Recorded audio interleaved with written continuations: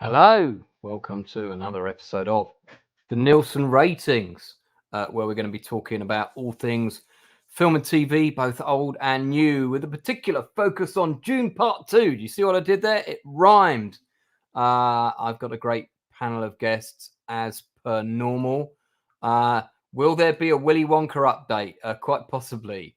Jamalam is in the chat. He's just watched episode 3 of Shogun. So have I, mate. It's yeah, we'll probably talk about that a little bit, but we're doing Shogun's special tomorrow night. I think probably at 9 o'clock UK time, but maybe 10. I'm going to discuss that with my panel when they're on. And then, yeah, Northern Bastard. Well, talking of Facebook went down today. It went down faster than a in Chinatown. Northern Bastard, how are you?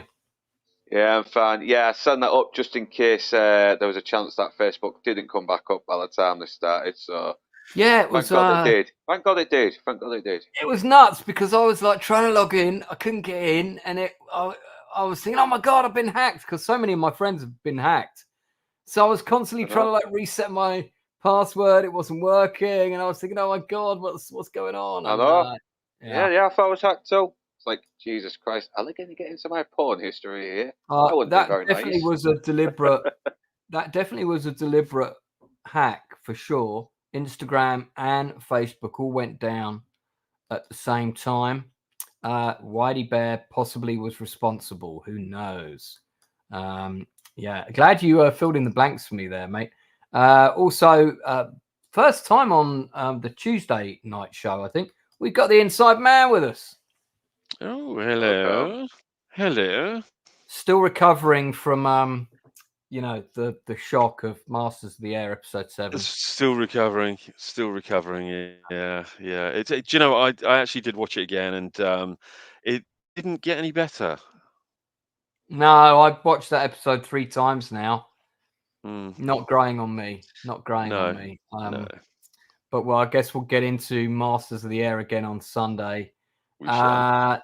And last but by no means least, although we may have another guest who's running late, my regular co-host, the man behind many of my thumbnails, artist extraordinaire, Mr. Penzo. How's it going, guys? Going good. Yeah, we're cool. Doing good. Yeah, I'm excited Hello, that mate. I'm glad. Oh shit, it's starting to rain. Can you hear that? I should shut the door. Shit. Yep, go and shut the door. I can't hear it, but I can't hear it. I had the door open. It was nice, and then all of a sudden, it looked like that damn Twister movie was breaking out outside. Sure, it's pouring down like cats and dogs. Yeah, it got all dark outside. I'm excited to talk about Masters of the Air on the last week. That'll be fun. I'm glad I didn't have to do the weekly rigmarole. After doing Arcane and Blue Eye Samurai with Devilish Doyle, Diabolical Souls, Jay the Gooch Master, I gotta say, these like weekly roundups for the shows, it's I'd much rather just talk about the whole show in like 8 hours on one stream. That seems better, honestly. Now there's a lookalike of you who's been seen roaming the streets. Did he get the Pugsley Adams haircut also, like I did? Yeah, we can't confirm if it's this man, but I oh no, that's me. That's what it looked like. There is a similarity. It's raining big time. I feel like you're auditioning to play like a Vulcan dad in this still. I just have a very evil face sometimes. Like when I try to look nice, I just look friendly. I just look like Italian in you. That's a good audition still for like Vulcans or Ming from Flash Gordon. Yeah.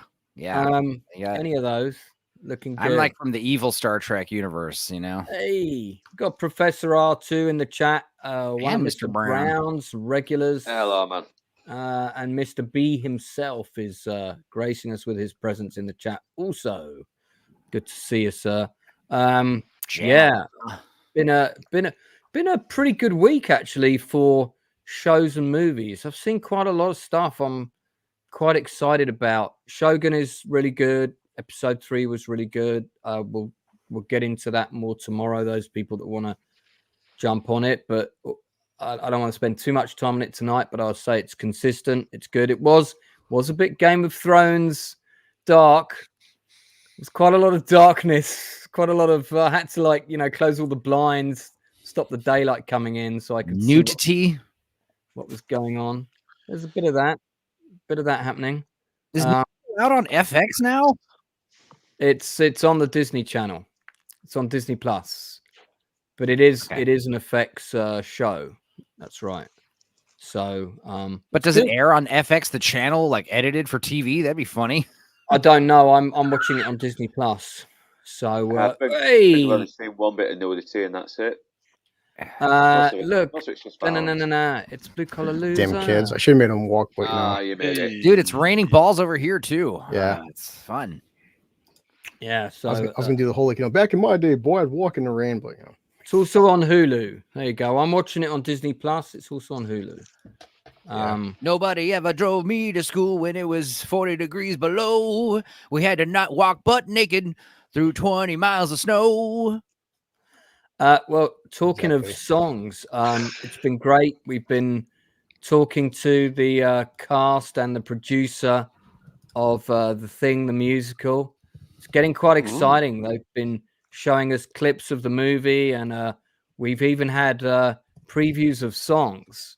I think there's going to be some singing on. I think one of the cast is maybe going to perform a song for us live. We're certainly we're certainly gonna hear some clips of songs. It's gonna be good. Look, I know we like to keep the the illusion of disbelief or its suspension of disbelief, or like pretend that this is a real movie. Wait a minute. Sorry, we lost the Pento for a second there. It seemed like he was going to say something that was incorrect, so suddenly got removed. I don't know what happened. The rain is affecting his internet connection. Oh yeah, that was it. Outpost 31. Yeah. So there you go. Seriously though. Yeah. What's happening? What's going on? Shush. Look, the point is, I cut off my hair at the wrong possible time. I should have waited a month, and my hair would have been luxurious for this. No saying anything to the contrary about what's happening until after the event. All right. We're growing out. We need to maintain the illusion for all purposes here. So yeah. Anyway, it's gonna be good. It's gonna be good. Yeah. The song called. Bad out there. I Want to Be Your Friend, which is actually sung by The Thing themselves, is great. It was a pain in the ass to unearth these unreleased tracks and digitally remaster them to crystal clear quality. It took hours. Yeah, we were working with really old VHS. 10 hours to remaster a 1-minute song. Yeah, so I did it all for free. Going back in time here. Anyway. So I guess we're gonna kick off today with a topic that everyone's been talking about. It's a bit like, okay, if we must. Worms. Yeah, Worms the movie. What are you talking about? Some kind of thing, Dune Part 2. Yeah, we did a good 4-hour stream last night, but we only talked about this movie for an hour and a half. And like I told Leon, I was like, dude, we've barely scratched the surface here. Like, I know Adam was tapped out on Dune by like the 90-minute mark, but I was like, dude, we could go like the whole stream and just talk about Dune Part 2 for hours. But not everyone's seen it all, so wait a while. It's trending at 9 out of 10 on. Why'd you move your mic? You sound all weird. I moved it. It's above me. Do I sound weird? Hello.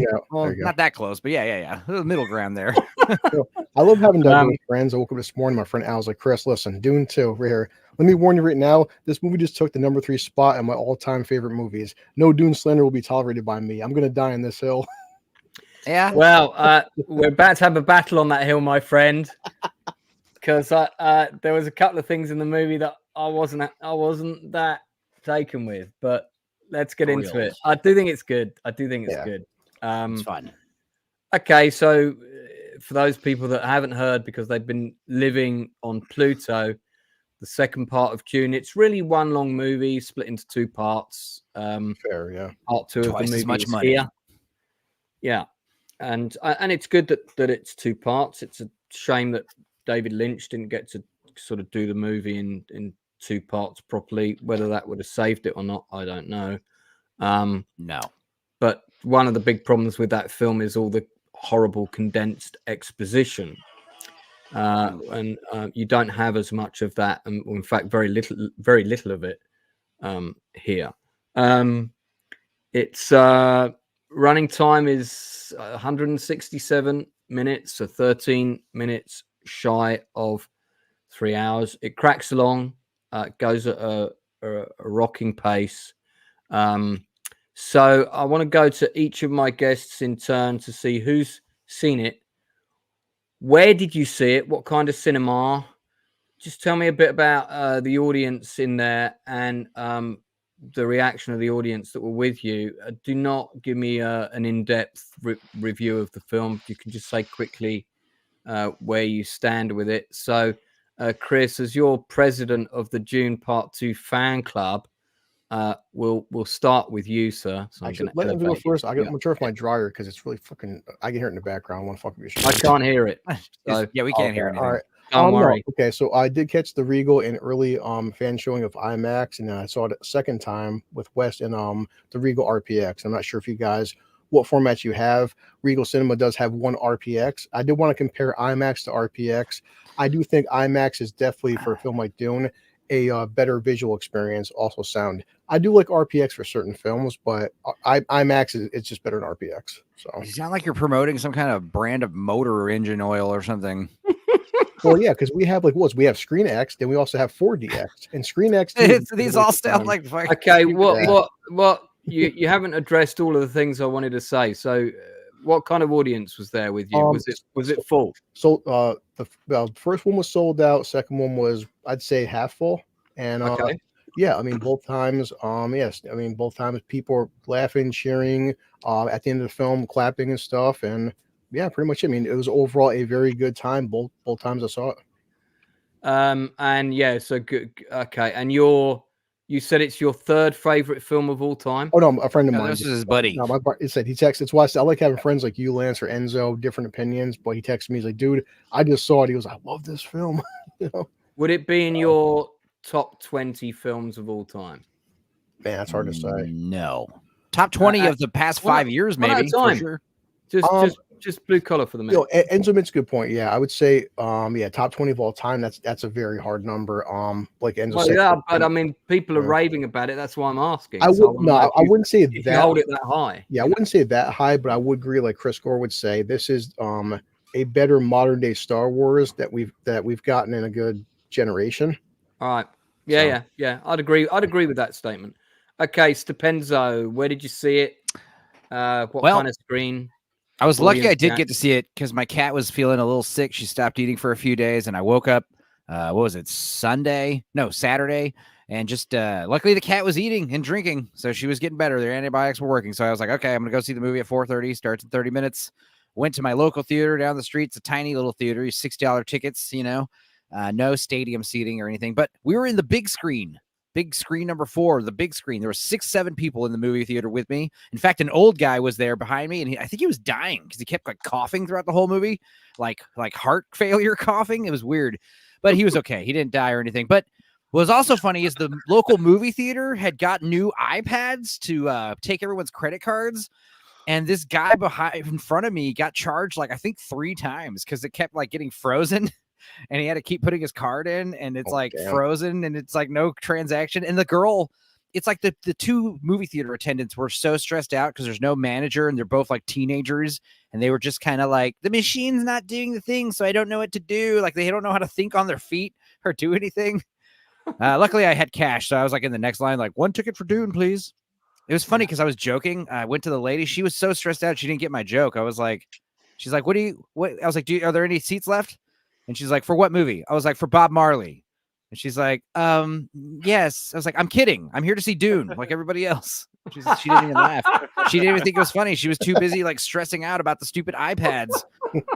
I was like, you poor kids. You need a manager here to, not even a manager. You just need a tech support guy who knows how to use these iPads and restart them. Someone who's not a millennial. But other than that, the movie was great. The movie theater was loud. Yeah. It was an empty theater pretty much, but the same thing happened when I saw Oppenheimer at the same theater. So it's a tiny town. Northern, tell us where you saw it, audience reaction, your gut reaction. In my head, because I have not seen it yet. Get out. I'm still trying to find the time to catch up on the first one again because I only saw it once. I need to rewatch. Yeah, I would it recommend again, reseeing yeah, that. For sure. I know. It's definitely one of those films I Yeah. really need to rewatch and then go see June 2. Yeah, I rewatched it the day before I went. Inside Man, have you seen it yet? I'm actually booked in tomorrow at the Okay. IMAX Enfield, so Alright. I'm just waiting for my brother's in Italy and we're going together. So he's back from Italy tomorrow morning, and we're Big going fan tomorrow. of the first one.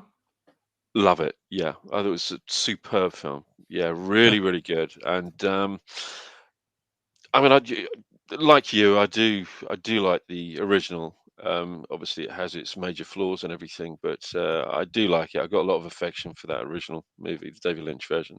But yeah, I think we're finally seeing the real story, the actual story. So, I mean, obviously, I know the story anyway, so it's not like there are going to be any spoilers for me.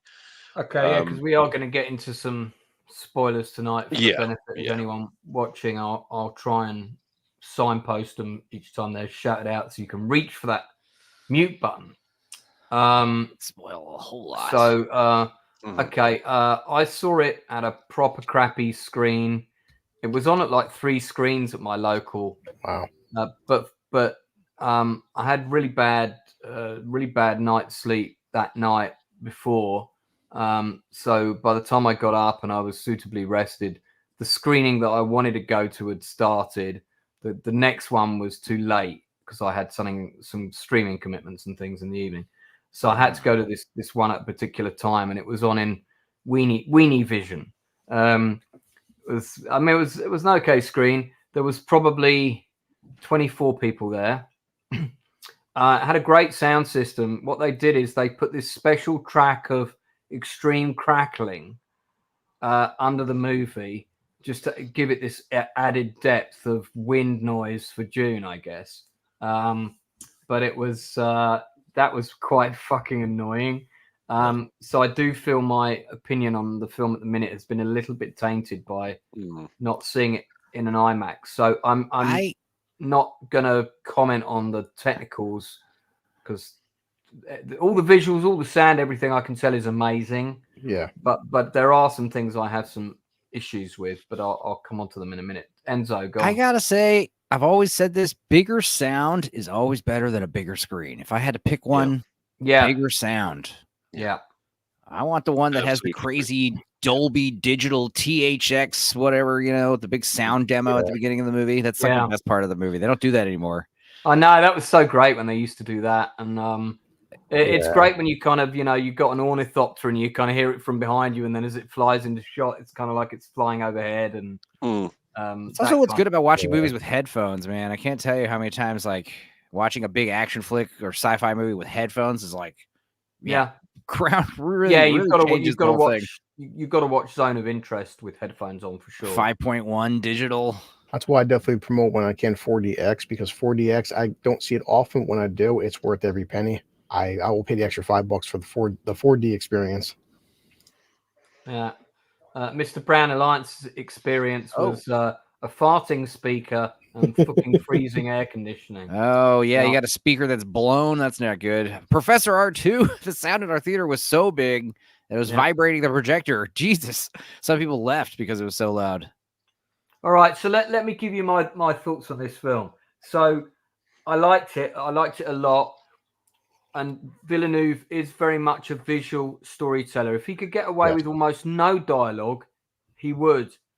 And I've got to say that was one of the things. Whereas Lynch's Dune is very overwritten and loads of exposition, and some of that's really horrible.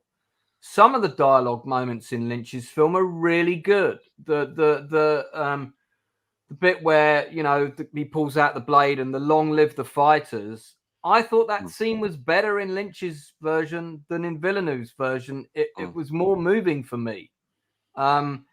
I also have to say that I was quite disappointed in the end battle scene because that's what everything's building up to, and it was over in 5 minutes. My biggest gripe was the first movie sets up the Sardaukar as main sort of, you've got your bad guy and then you've got your bad guy henchman, and the henchmen of the henchmen in the initial attack are the Sardaukar, and that they are kind of the Emperor's special forces almost, and he lends them, I think, 3 legions of Sardaukar for the attack on Arrakis, according to the book, and I think 6 legions are with him in the defense of Dune, which happens at the end of the book.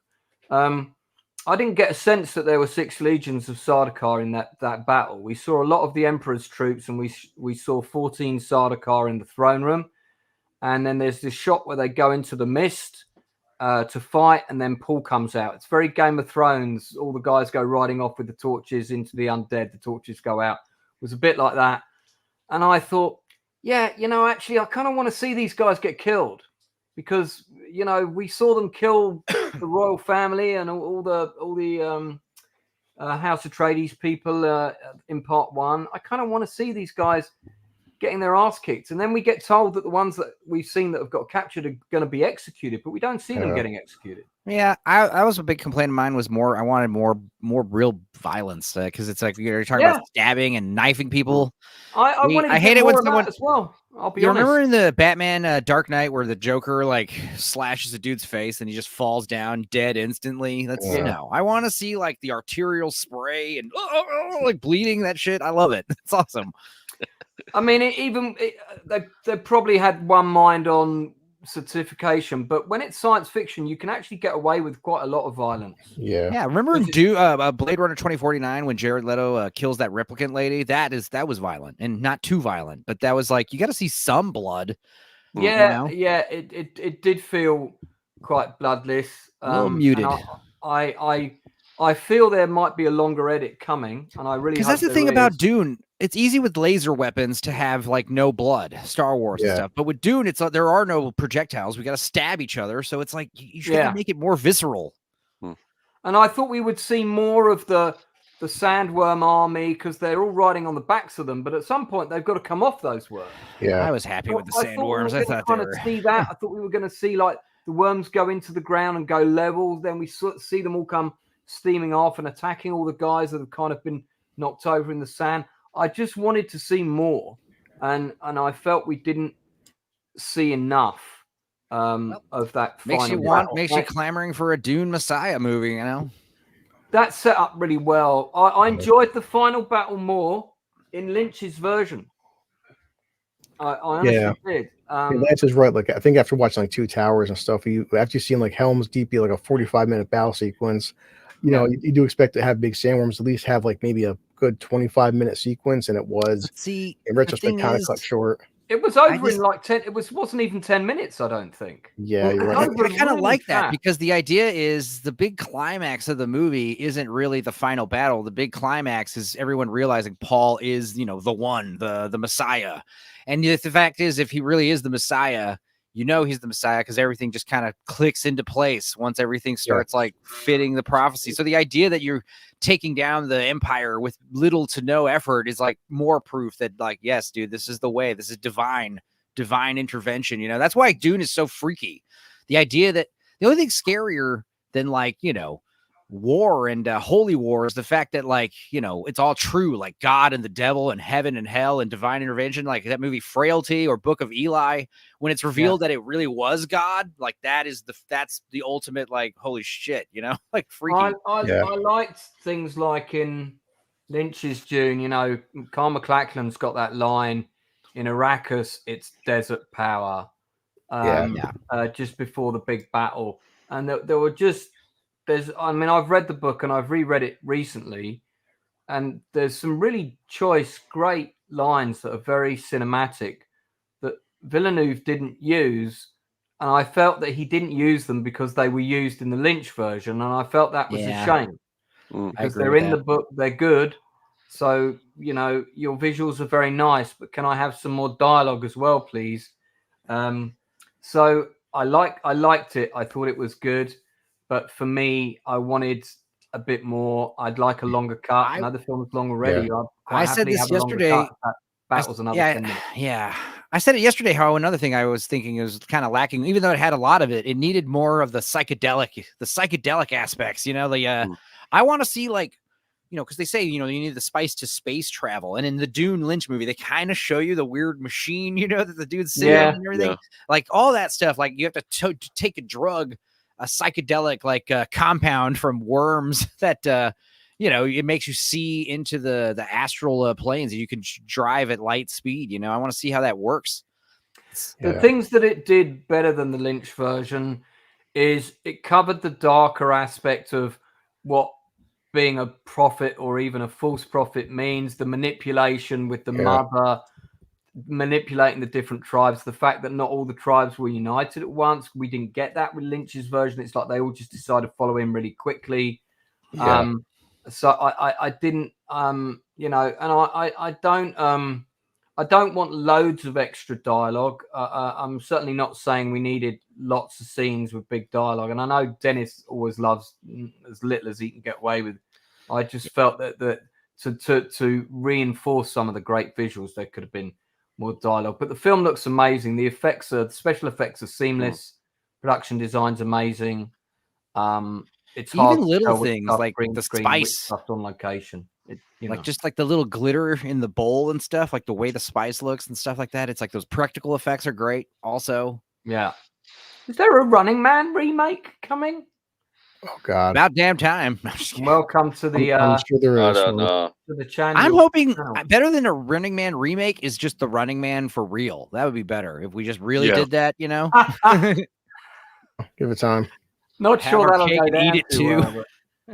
No, it's one thing. I'm totally bring back gladiator sports. Let's do it. I do agree with you in the sense after watching the second viewing, when you do see Paul, and it's not even a spoiler, Paul is the prophet. When you raise your hand up and you see like, you know, obviously digital shot, but you see like 200,000 soldiers, you do kind of expect a longer battle sequence in like 10 minutes. You expect some kind of because big. Here's the thing, guys. war. If Jesus comes back, guys, there is going to be no big, great battle. Most people are just going to kneel and drop their swords, and you know that's how it works when the king comes back. You know, well, so the point is, but it was the point that it was the Fremen versus the Harkonians. Right. No, I'm saying it's kind of the same thing. You know, Paul is the chosen one, the Messiah, and that's but the Harkonnen and the Sardaukar are not following him. Yeah, right. And a lot of them are going to fight to their death. But because Emperor. God is on his side or whatever, like the fight will it'll be futile. It's futile to resist. No, I'm not saying that, but yeah, I didn't buy the. There was one thing about the production design that annoyed me. I didn't buy the fact that the cool Emperor's palace ship that landed didn't have some kind of glass viewing port to look outside. They're in this dark room, and I was like, "Come on, man! This is the Emperor of the known universe. His ship's going to have some kind of sandproof glass portal. I mean, it's a spaceship, you know. Come transparent aluminum. They should be able to look out and see over. An emperor needs to look out and command the battlefield. He needs to look out. No, I mean, I think we're not asking for like, you know, I wasn't expecting like a 2-hour battle sequence, but like, give me more than 10 minutes though. I wanted double the time that we got. So whatever the time is, double it. I'll be happy. I mean, consider what, you know, if you go watch Return of the King, if you watch the Two Towers, obviously the Lynch's version was, you know, hindered by special effects. Now we have digital where you can make massive sandworms. Let's see this shit, guys. Come on, we have 200,000 soldiers. It shouldn't be a 5-minute battle sequence. We didn't get that many shots of the sandworm army either. Honestly, just one real good shot. When you think there was one wide one, and there was a couple of close ups of guys on top, and that was it. And I was like, we got more shots of the sandworms in this attack in the Lynch version, and they couldn't do the effects properly. What's going on with that? I just would assume, like you said, Lance, the problem is probably Villeneuve, like Peter Jackson's like, hey, we made a 4-hour cut, but the studio's like, well, you need to take out an hour of footage. And what are we going to take out? There's so much exposition and dialogue. Let's just shave down the battle sequence because you have so many other moving parts going on. I was also surprised that they didn't have the line at the end where, and I'm guessing this is to do with what they want to set up with the third movie, but where Paul says to Chani, I may take this woman, but I will never, as my bride, but I will never love her. There will never be anything physical between us. This is one of the last lines in the book. It's quite an important line. But in this movie they changed that, and she kind of leaves him and goes off and Yeah, is riding a Timothy worm off in the Chalamet desert. Timothy kind of upgraded, you know. Yeah, she definitely got an upgrade from the book. Why can't I have both? Keep them both. Concubine. I think she's going to have a much more significant part in the next film than maybe is in the book. Yeah. The June Messiah book. I thought all of the actors were good. How did we like Florence Pugh as the princess? She's growing on me. She's getting quite a commanding. She's blossoming into a woman. She's getting some very commanding screen presence in this movie. Yeah, I wanted a shot of the I wanted a bigger shot of the Emperor's planet. You know, we got all these vistas for Caladan. We've had some fairly big vistas of the Harkonnen planet and the arena and a couple of other things. That was my favorite stuff of the movie. The black and white infrared planet. Yeah, that was so amazing. Cool. It was amazing. But for the Emperor's planet, we kind of got, you know, Japanese garden and some rooms, and that was it. Maybe again, there's probably more that was cut, I would think. I'm not sure about Walken as the Emperor. I've got to be honest. That was the one. It's like he's fine. Kind of, yeah. And it seems like it's a kind of a small role, no matter who does it. So you just want a cool, big ass celebrity to do it and just sit in the chair and say his 5 or 6 lines. I did say that. I did appreciate the fact that, you know, Christopher Walken, like so many actors out there, he's become such a parody of himself in a sense that you forget that he's actually a very good actor. It's like Nicolas Cage. Nicolas Cage is so busy being Nicolas Cage that you remember his early roles. He's actually a really good freaking actor when he wants to be. And Walken can act. It just, you know, he embraces the Walkenisms. This is probably the first time in 20 years I've seen him be an actual good actor. You know? Right. I was happy he was more reserved in this. I don't want to see the Emperor yelling like "kill them all." You know, that was good with David. No, I think I'm glad he didn't go full Walken. Exactly. Yeah. Old man walking in this one. He's like very old walking. Yeah, very old. Was that dead man walking? Dead man walking. This fight scene was extremely well choreographed. Yeah, and I think, I mean, I could be wrong with stunt doubles, but for my money, it seemed like Timothy Chalamet did not use a stunt double, and if he didn't, that's some excellent choreography. They had. I don't think either of them did. Yeah. You guys are talking about how this, you know, the battle scenes need to be longer and all this. I was like, this knife fight is way too long. Knife fights in reality last seconds, you know, and then someone's stabbed. You know, it's not. To be fair, though, ching for several minutes. It doesn't work like that. They're also enhanced with spice too, though. Oh, that's true. I thought Austin Butler stole the show. He's a weird, freaky looking dude. Yeah. He's a creepy sounding guy. He was absolutely amazing in this. Does he steal the show like this in Masters of the Air? He's good. He's good in it. I thought he sucked in Elvis. All right. I hated that Elvis movie. It was terrible. A lot of people did. So I'm glad he kind of did well and kind of, you know, he's back in my favor, I guess. He's all right. I get it. Everyone agrees, though. He does a very good Skarsgård impression. You know, Uncle talking. Right. He talks just like Skarsgård. A couple times you think it's Skarsgård talking, not him. That's what's freaky about it. He has a really good impression. Professor R2, I don't know how accurate this is. Says he modeled his performance after our president, but he was way too coherent. You talk about walking, yeah. Well, I can actually understand walking though. Yeah. How did we feel about Zendaya in the film? She's okay. She's pretty good, but yeah, she looks too young and homely for my taste, and she's just always so frumpy faced. And it's funny because we were watching this funny, weird video that Vex shared where like some kind of promo where like her and Timothy Chalamet approached some girl at a movie theater and walked her. That was kind of, I saw that. What was that about? That was very weird, but Zendaya was looking hot in that. I was like, what the hell? Who is this girl? I don't know, but that did not happen when I went to see June, and I'm quite disappointed. Yeah, Zendaya were not there to pick up my popcorn. Not that I bought any popcorn. I said this last night. I think I would like Zendaya. I think I'd like Zendaya a lot more if she went by her full name, Zendaya Coleman. Her last name's Coleman. I don't know why she has to do one name. She hasn't earned it yet. She's not Madonna. She's not Cher. Like, I don't get it. Yeah, pretty cool name though. I would say, like I talked with Lord Toxic about, I'm usually not a fan of Zendaya in terms of this role. this was probably like the only role I actually enjoyed her in, because I hated her in the Spider-Man films, but this movie, Have you guys not seen her in Euphoria? Yeah, I've heard mixed reactions about that show. I don't want in that. It She's doesn't phenomenal in interest that. me.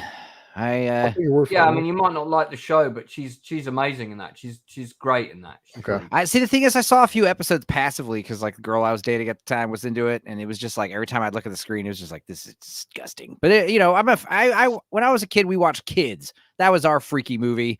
That was like a bunch of kids misbehaving. But Euphoria, you know, we need to review that film at some point. Actually, I love Kids. We definitely need to review. I know that. everyone going in, Lance. People were worried about Villeneuve. I guess was taken out of context, but like, oh well, part 2 is going to be more of Shawnee's story and not Paul's story, and like I don't like the way Frank Herbert wrote the book, and people were like, what? And I'm not sure the exact quote, but like Villeneuve was saying that this was going to be her, you know, from her point of view, and like, so I'm glad it was in that direction.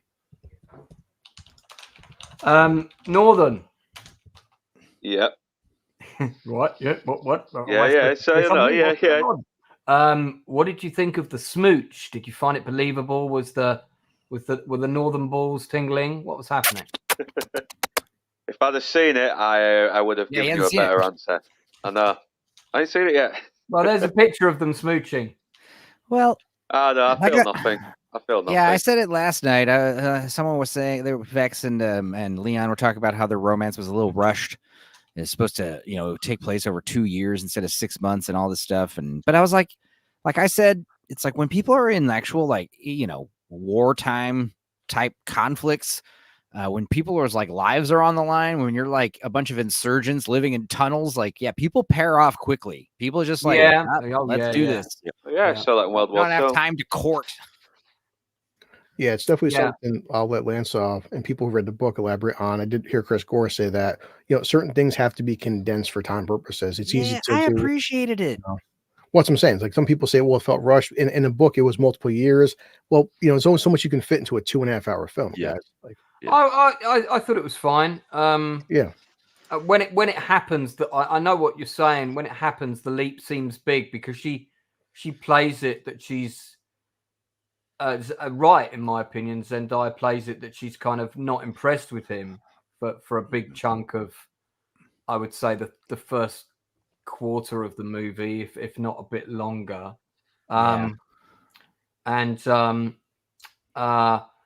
So right, Enzo. Yeah. I'm going to need you to pop off the stream for a second and talk to Gary immediately, because that means we might have a trailer by the end of this stream. Can you do that? Yeah. He needs you to re-record something, which will probably just take a couple of secs. Can I take you out for a sec and just have you comment? I can do it myself. He's everywhere. All right. Okay. All right. So we'll bring Enzo back in just a sec. It's secret mission. Yeah. I mean, Timothée Chalamet is good in this. He makes the transition. I kind of wanted him to shave his hair. Really? Yeah, I don't know why. I just thought, you know, he's in the desert for a long time. That a lot of sand's got to get in that hair. I felt like he should have got a haircut, but I'm guessing continuity problems that would have caused. That would have been interesting transition once he's, you know, officially transformed. If he just changed his haircut too, that would have been kind of neat. I'll get a tighter haircut, maybe like a crew cut, maybe something like that. Yeah. Yeah, Josh Brolin's great in this. Fantastic. Really good. Yeah. When is he not? He's always great. Yeah. I love him. Can't believe I got to speak to his dad. So you know, and that was kind of interesting. I'm glad there's quite. I'm quite pleased that the dialogue is quite economical in this. I think if you know, if we had you know, pretty much a direct adaptation from the book, you know, this section of the book, I think it really would have suffered tremendously. Yeah. And because Denis Villeneuve is, you know, he's very much a visual director. I think he is the show don't tell school of thought, isn't he, really? But I am quite glad that the dialogue is quite economical. I do love these costumes, man. Oh, definitely. That's something people can see too. Like the budget was 160 million, and it by all accounts, it looked like it cost double that. I mean, if you had told me this cost 400 million, I would have believed it, but it didn't. Yeah. That's a relatively low budget for something like this, isn't it? Considering, I would say so. That was like the creator. Creator considered that film cost 75 million. People can love or hate it, but the whole point was like how the creator cost 75 million. It looks better than anything Disney and Marvel are putting out for 400 million. Welcome back, Mr. Benzo.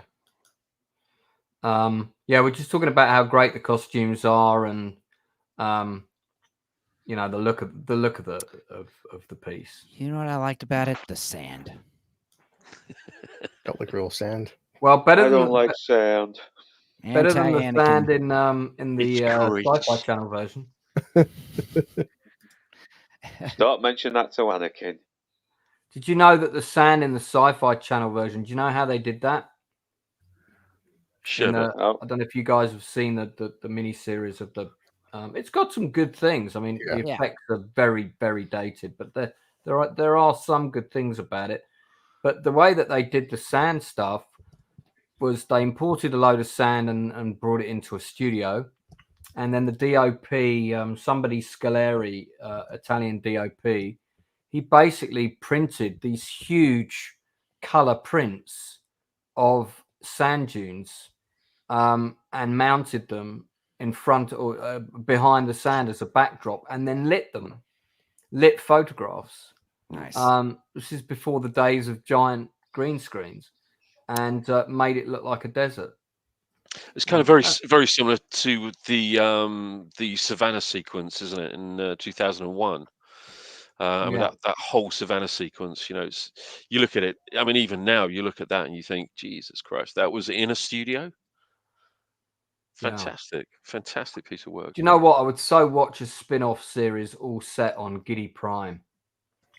Yeah. Kind of do it like Spartacus. That kind of thing.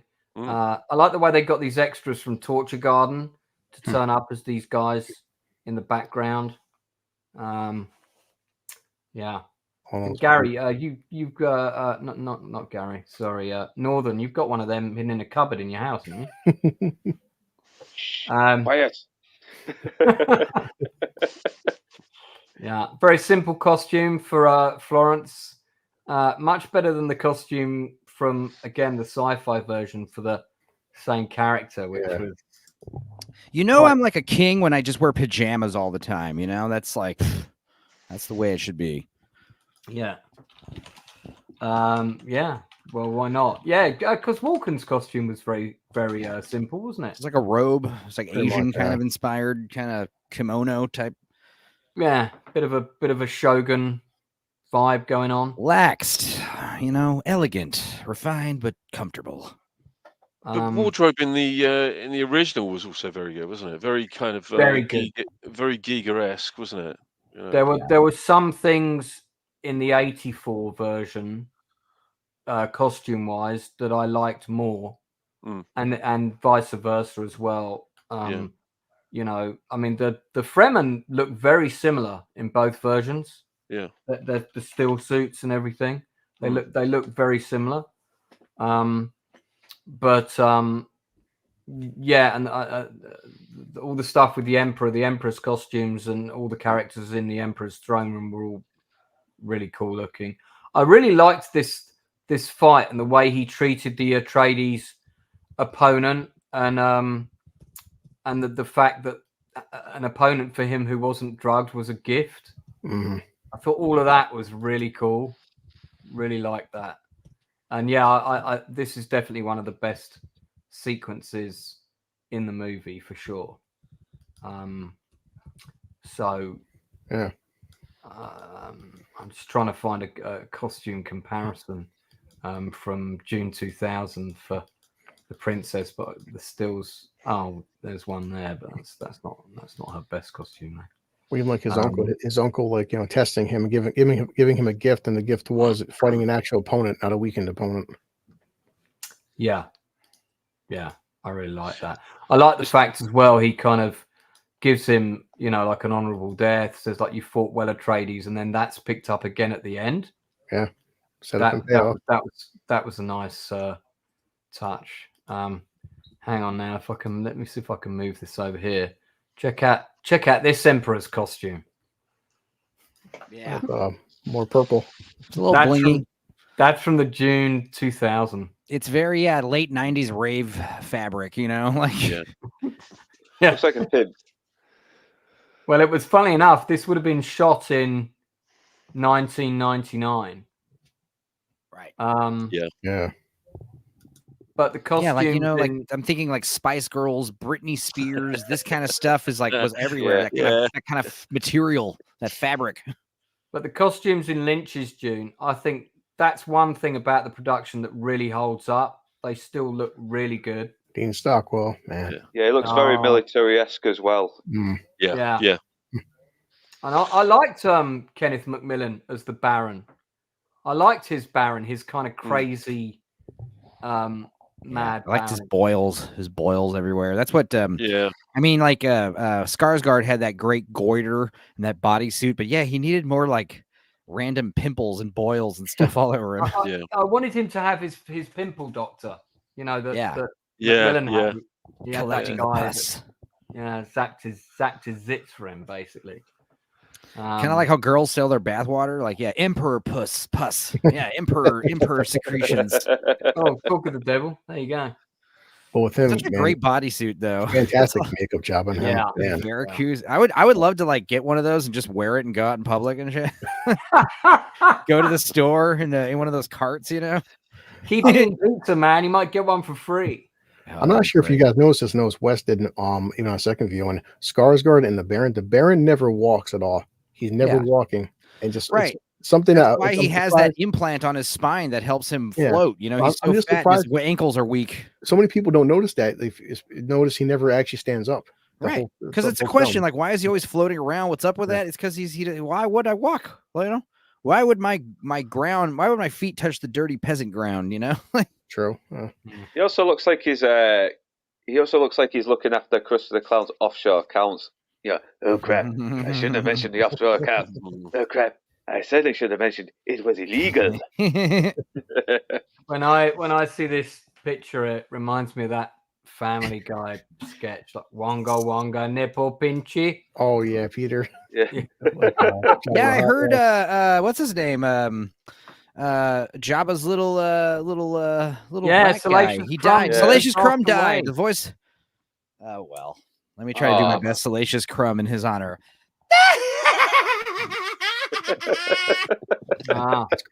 Scarily accurate. So that's a good one, man. That's good. It's hard. That's good. Darth Plato's take on the 2001 is Emperor Hugh Hefner.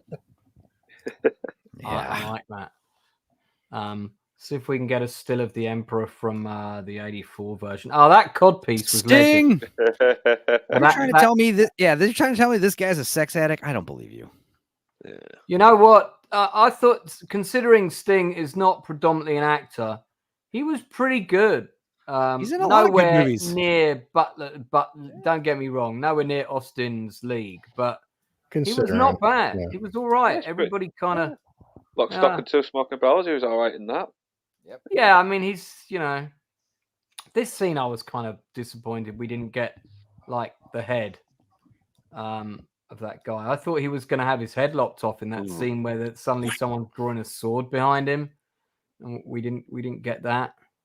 I kind of wanted to see this as well. I kind of wanted to see this massive army standing outside, not just 20 guys in a room. I wanted a shot of the after battle with all the loads of prisoners being taken away. I guess we got the shot with the ships taken off, heading into space to confront the other. I mean, that's nonsense. Yeah. Why would they do that? They just get shot down. How do the Fremen know how to pilot spaceships and man guns and shit? They haven't been training to do that.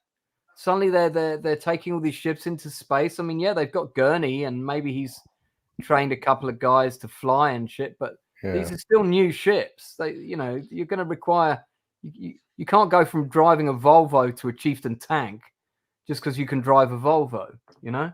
It's because of the spice. That's why. Oh, okay. Spice lets you.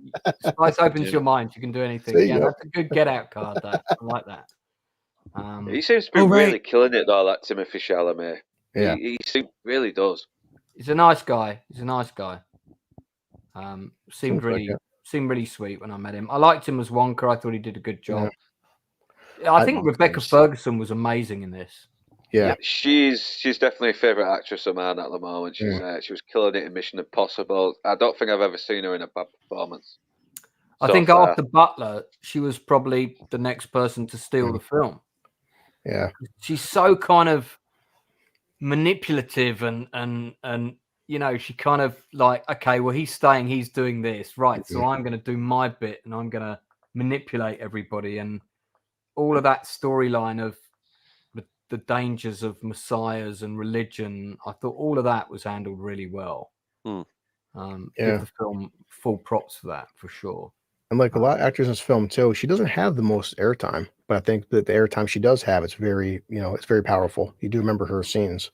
This just in, Becky Ferg is delicious. I don't know what that means. I 100% agree, Smilex. I'm not gonna lie, I've been fucking crushing on her since Mission Impossible 5. Right. Yeah.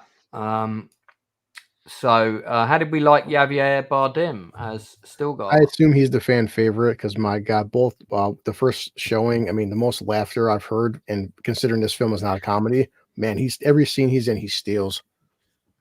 Yeah, he does get some great lines, and he's sort of the one who's bought in completely to the myth. Be quiet. I'm praying. We're praying here. Yeah. He's like, yeah, but with the gins, like, don't worry, the gins, they're very dangerous. You probably won't die. No, but seriously, though, be careful. Like, yeah, they're voices that get in your head and they make you do things. Anyway, no, but it's real. They're dangerous. Like, you'll die. Still the best line. He's so humble. Watch out for them trapdoor spiders. I was hoping we'd see some of those things. Oh well. He's such a prophet. He's humble. He doesn't want to admit that he's the prophet. Yeah, he's definitely an actor that has a lot of range, though. I mean, you see how terrifying he is in No Country for Old Men, but at the same time, he's very camp, and he's chewing the scenery in Skyfall. The next is, I don't think. Shame that Little Mermaid ruined him, though. Nearly. Yeah. Well, he definitely. An actor that makes me wish my movie had subtitles, though, every time. But other than that, he's great. You should watch some of his early work with Pedro. Yeah. Dude, in Collateral, I can't understand a word he's saying. It's like you have to have subtitles on. Collateral's got that film's got an issue with its sound mix. The dialogue. Yeah, I mean, to be fair, he's in like a big nightclub and there's loud music playing and he's got a thick Latin accent. But yeah, I saw that film at the Empire, Leicester Square. It had an IMAX sound system, or THX then. Sorry. It's because there's a cool thing now where actors always have to whisper their lines. They always we couldn't hear some of the dialogue. It was muffled. Yeah, actors are. Tom Cruise especially. He's like mumbling a lot of his stuff, and the other thing is Michael Mann has this very like witty, like slang dialogue. So it's like, what the fuck is he saying? Like a lot of times. Yeah, I hear you. How did people like Dave Bautista? He's great. Yeah. I think he's great for when he's in. I mean, they know how to utilize Bautista. He's big scary meathead. Yeah, I mean, he isn't. He's in a film 5 minutes, but he does what he's a bigger henchman, but that's fine. I think Enzo could have played this role. Probably. Bet your ass I could have. Wow. Find them! Where are they? Right. There you go. See? Damn, Fremen. Barely could tell the difference there. Yeah, no, he's good. He's good. I like the actor who played him in Lynch's. I mean, he plays him very differently, but I like that actor. Sadly, no longer with us. There's Dennis. Oh, we're getting to Lance. I mean, I'm not sure if you want to get into it. Is it a spoiler that there's someone in the film, but they're in the film for 10 seconds? If that's considered a spoiler. So yes. Well, we're doing spoilers. Okay. So, yeah. Well, yes, we'll see. So, I mean, people probably heard, but Anna Taylor-Joy being in the film for one scene. She's in the film for 1 10-second premonition. So, which character are you talking about? Anya Taylor-Joy, Paul's sister.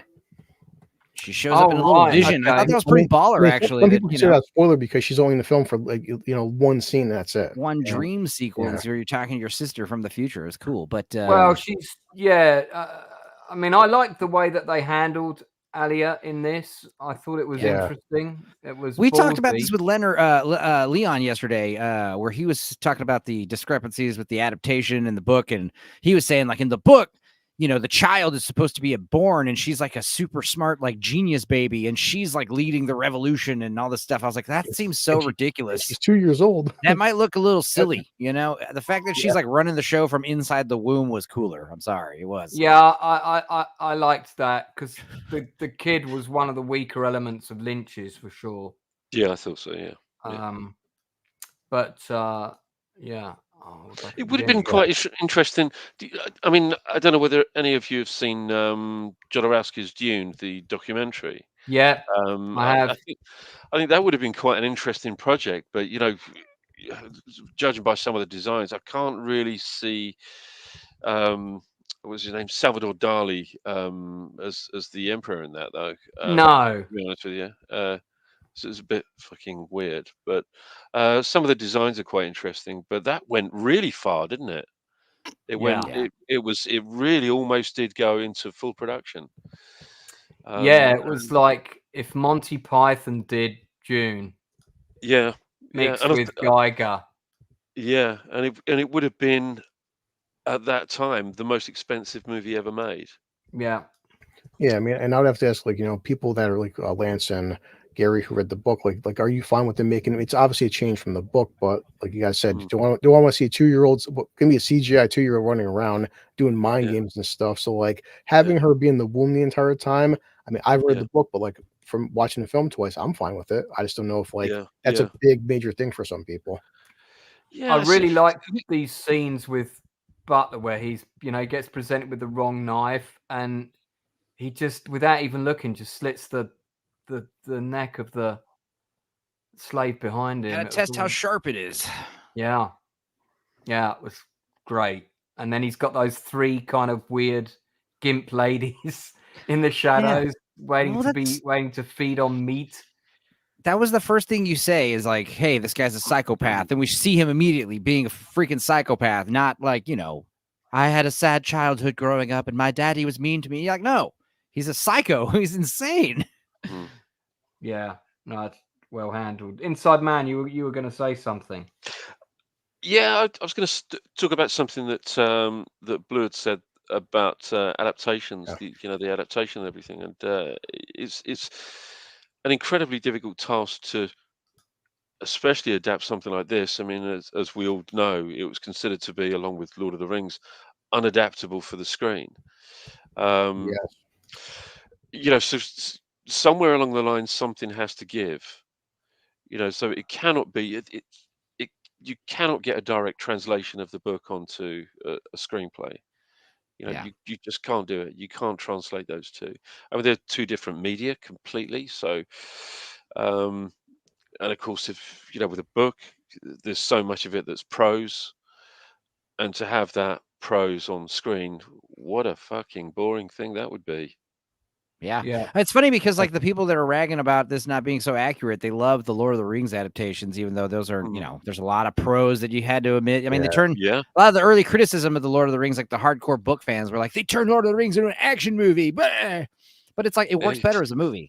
Yeah. And the same thing with this Dune stuff. So why is there a double standard? Whereas like Lord of the Rings can have no fault, but Dune is not a faithful adaptation. It's like, oh, shut up, please, come on. As I said on Enzo's stream, there's people out there that some people they think that Lord of the Rings is like the best trilogy ever made. Which I mean, it's good for sure. It's great. It's one of the best, if not the best. Then there are book purists that really hate that trilogy. It's like, well, guys, I mean, at some point there's got to be some take and give here. I know, like, fortunately, the book purists hate the Rings of Power more. Well, I know, like, I mean, I'm not sure like how much Lance you and Gary watched The Witcher, but like the writer who wrote the books, when CD Projekt Red bought the books off him, they gave him like $1,000. Then of course to make the video games blow up, and he goes, "I hate the video games. Here's like $5 million. The video games are awesome." But he did not like the video games at all. Like and this is a guy who wrote the Witcher books, and CD Projekt Red's like, well, we're gonna make some changes, and he's like, well, yeah, I guess after you pay me now here's a big paycheck, and so not, you can't make every adaptation exactly the same. Like, has he said publicly what he thinks of the Witcher TV series now? Hates it, but of course loves Henry Cavill. Yeah, Yeah. good. Yeah. Okay. Well, at Who's least this? someone's being honest. The guy who wrote the Witcher books, and apparently he's Oh, going to start right, making some new Witcher books. But that was the big thing, is his books weren't selling until they made the video games, and the video games had nothing to do with the books, and he was kind of pissed off about that. But after they broke records and made $1 billion, now he changed his tune around. Yeah. Yeah. The Water of Life.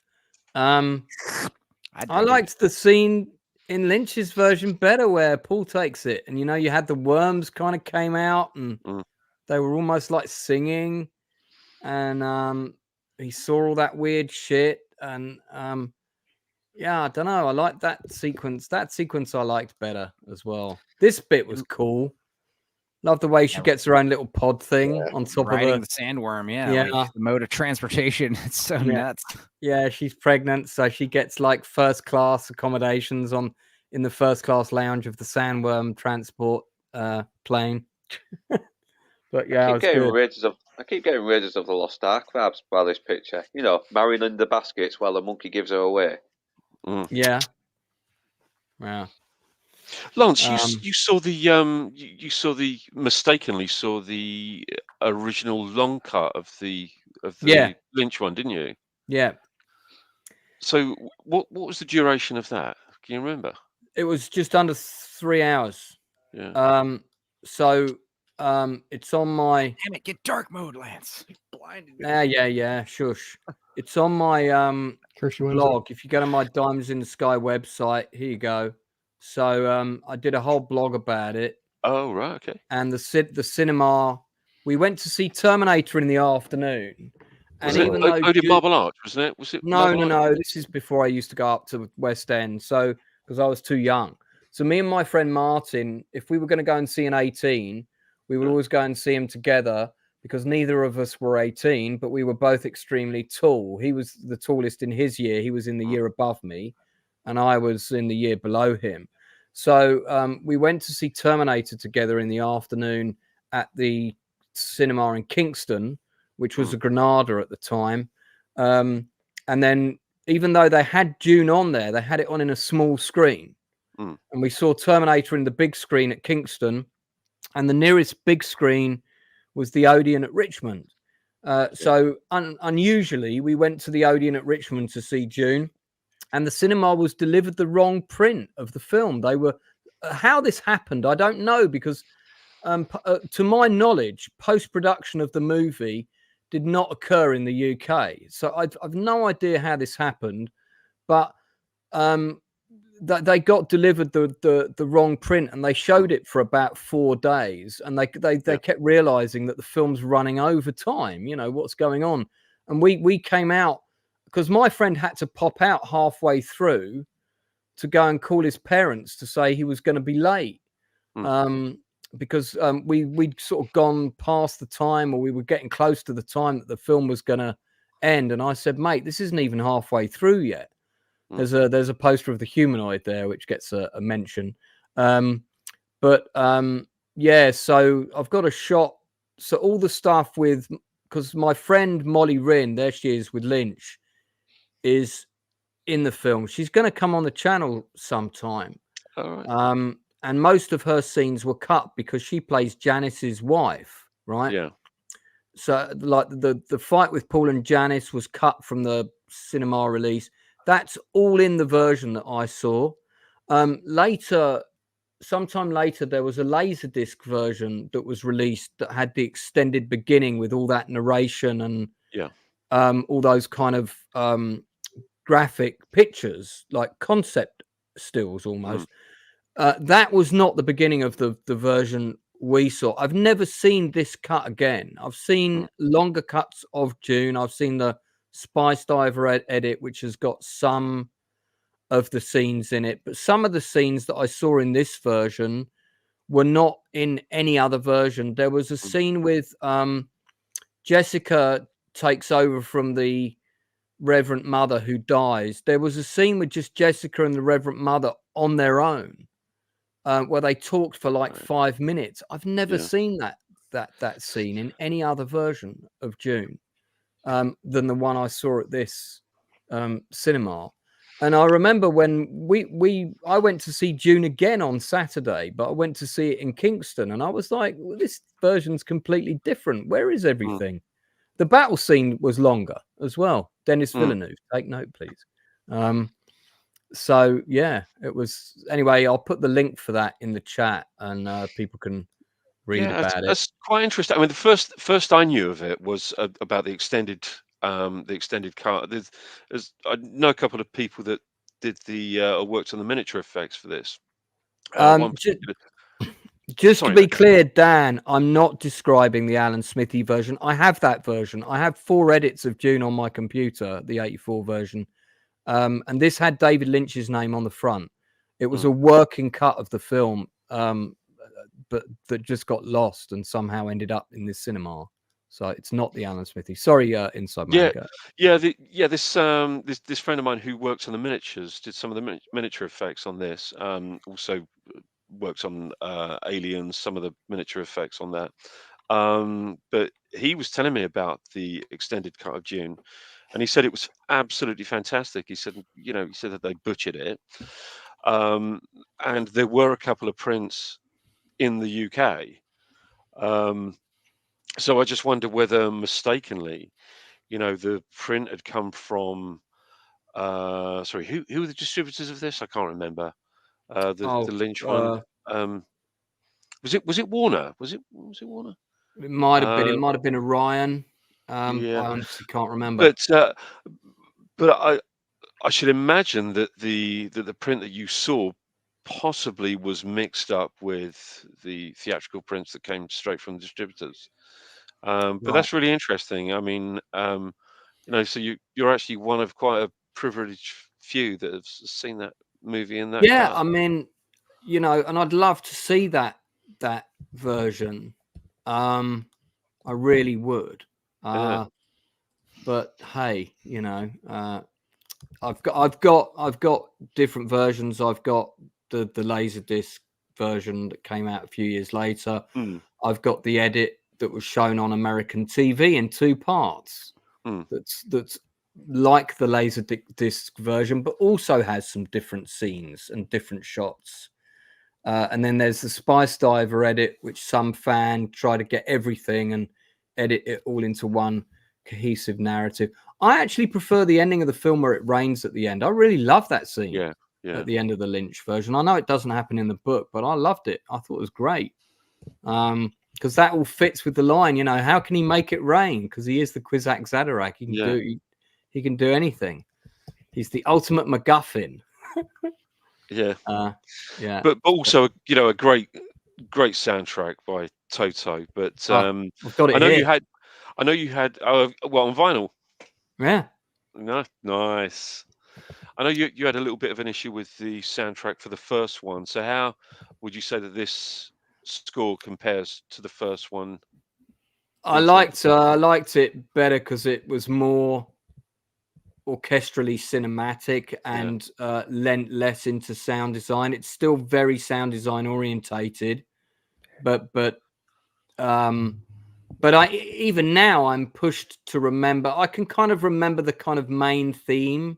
Yeah. Brian Eno's prophecy theme. Yes, that shit's badass. I can listen to that on loop for hours. It's good, but I love Brian Eno, man. I do like the music, and I mean I can remember all the tracks from the 84 version, but that's also to be fair, that's probably because I've got the soundtrack, The Brian Eno soundtrack is way more ambient and ethereal, and Hans Zimmer's score is way more bombastic and ethnic, I guess is a word I'd use. But Hans Zimmer, he's one of those composers that I appreciate his work, but he's one of those guys that can't even read music. He has like synthesizers do all of his stuff, Brian Eno's probably no different either, though. So to be fair, video killed the radio star. Hans Zimmer's in that music video playing a drum. He's in that band. He's the guy. Yeah. Well, let's do a summary. Blue Collar Loser, give us your overall thoughts on a rating out of 10. I mean, for me, second viewing, to me, it's a 10 out of 10. I'm not going to compare it to the book because I can't. So I can see some book people having issues with it. You know, we can nitpick small things like the battle sequences, but on a second viewing, I loved it even more. Definitely Timothy Chalamet, great performance, because the transition from Paul being kind of not sure he's a Messiah to actually, okay, I drank the blue water and now I am the freaking Messiah. He does a very good. I am the freaking Messiah. Right, I'm the freaking Messiah. And he once he becomes a Messiah, he makes you feel like, the second time I got goosebumps, because just the way he's like sitting there and he tells everybody like he knows it, you're all gonna follow me, I'm demanding this stuff, and like I'm earning your respect, and he gets it. So I think it's fantastic for me for 2024. I know it's a slim year, but like I don't see myself loving any film the rest of this year like I like Dune 2. What about GXK, Godzilla X Kong? I mean, I'm going to see that for different reasons. But I'm sure I've dug out my vinyl for you guys. There you go.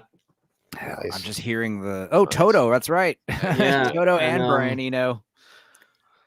Nice stills on the back, and yeah, I mean, man, I love the smell of vinyl. You know. Yeah, me Yes, too. you do. It's I've got I Yeah, don't have a smoke's one of the big turntable right now, and because I've got a huge gas bill coming, I can't afford to get one. So if anyone wants to send me a gift, Turntables. but DJ my birthday's Lancelot. coming up in July, so birthday's on its way. Mhm. Maybe that's what I need my birthday present to be. I might do a GoFundMe for my birthday present. That's kind of Oh man. yeah. Okay, so yeah, Stupenzo of the others that have seen If it. you want my thoughts, I talked about this movie for great lengths yesterday on my No, channel. just your summary and your rating out of 10. Well, watch my last two streams, but I would say, yeah, solid 7 or 8 out of 10. Probably one of the highlights. When you compare it, when you combine it with the first one, Dune 1 and Dune 2 is one movie. Yeah, one of the biggest movies of the last 5 years, easily. Sex Electronica is in the house. Yeah, She gives Vex it a Al Gaib. 8.5. Teenagers boning in a sand tent out of 10. I love it. Yeah, it's always, we can always depend on Vex. 6 out of 10 from Smilex. That's pretty mean. I give it 8 out of 10, but I'm prepared to raise that rating if in the longer cut we get a bit of an extended final 20 minutes. So I want to see more Harkonnens and Sardaukar being killed, please.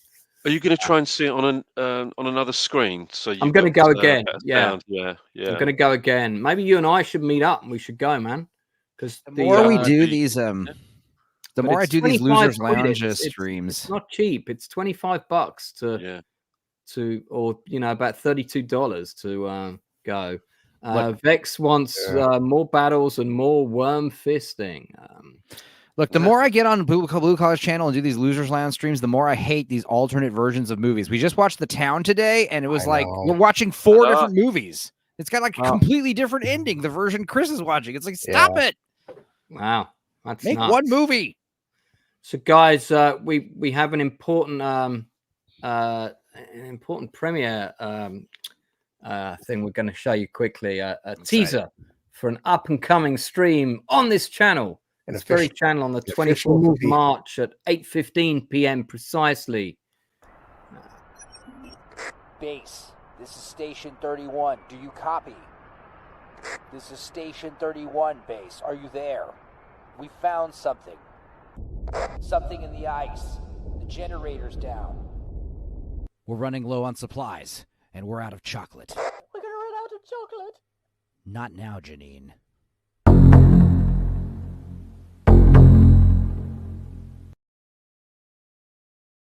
Why was my face in there? I think that kind of can't wait to see that. I think that trailer needs to be edited a little bit more. I want to see Puppet Enzo. So he was not meant to be on that lane. I don't think so. I've no idea. I just got sent that from the production company, so I can't possibly comment. I hadn't even seen it myself. So he should get my knees, Debbie. We'll have to have Gary could have just like Gary could have just done the Tyler Durden and had a big old like man schlong show up on the screen, and you would have been powerless, and you would have gotten your She got in trouble and everything. Gary could have got you good if he wanted to. Yeah. Well, we shall see more about that in the near future. It's coming. It's coming this way soon. Yeah. Now Yen's so- doing better. She's Yeah. right here. Dirty She's cat. eating and drinking and being Ah, back to her old is self. Get him, it kitty. almost really a died. cat, or could it be a thing? She got Boy. she got a cat fight and then stopped eating for 3 days and almost died. What a dumb cat. Oh man. Yeah, they All right. always fighting though. She's better. now. Yeah, my siblings have got cats. They had one that was always fucking getting into fights with every single cat that came in It's the some garden. neighbor cat wants to, grape her, and Yellow Man has to keep protecting her from these other neighborhood cats sniffing around for her. They smell She's a weak. prized commodity, my little girl. Here's another still that we've been sent by the production company. Yeah, so it is mainly a Muppet cast in this film. So looking forward. it is, it's weird and pissed off. Yeah. looking forward to getting into this. All right, let's talk about some other stuff that's been on. Now we've done we've done June 2 to death. So You got to be fucking kidding me. Waka waka. What the hell? Don't want to do that again.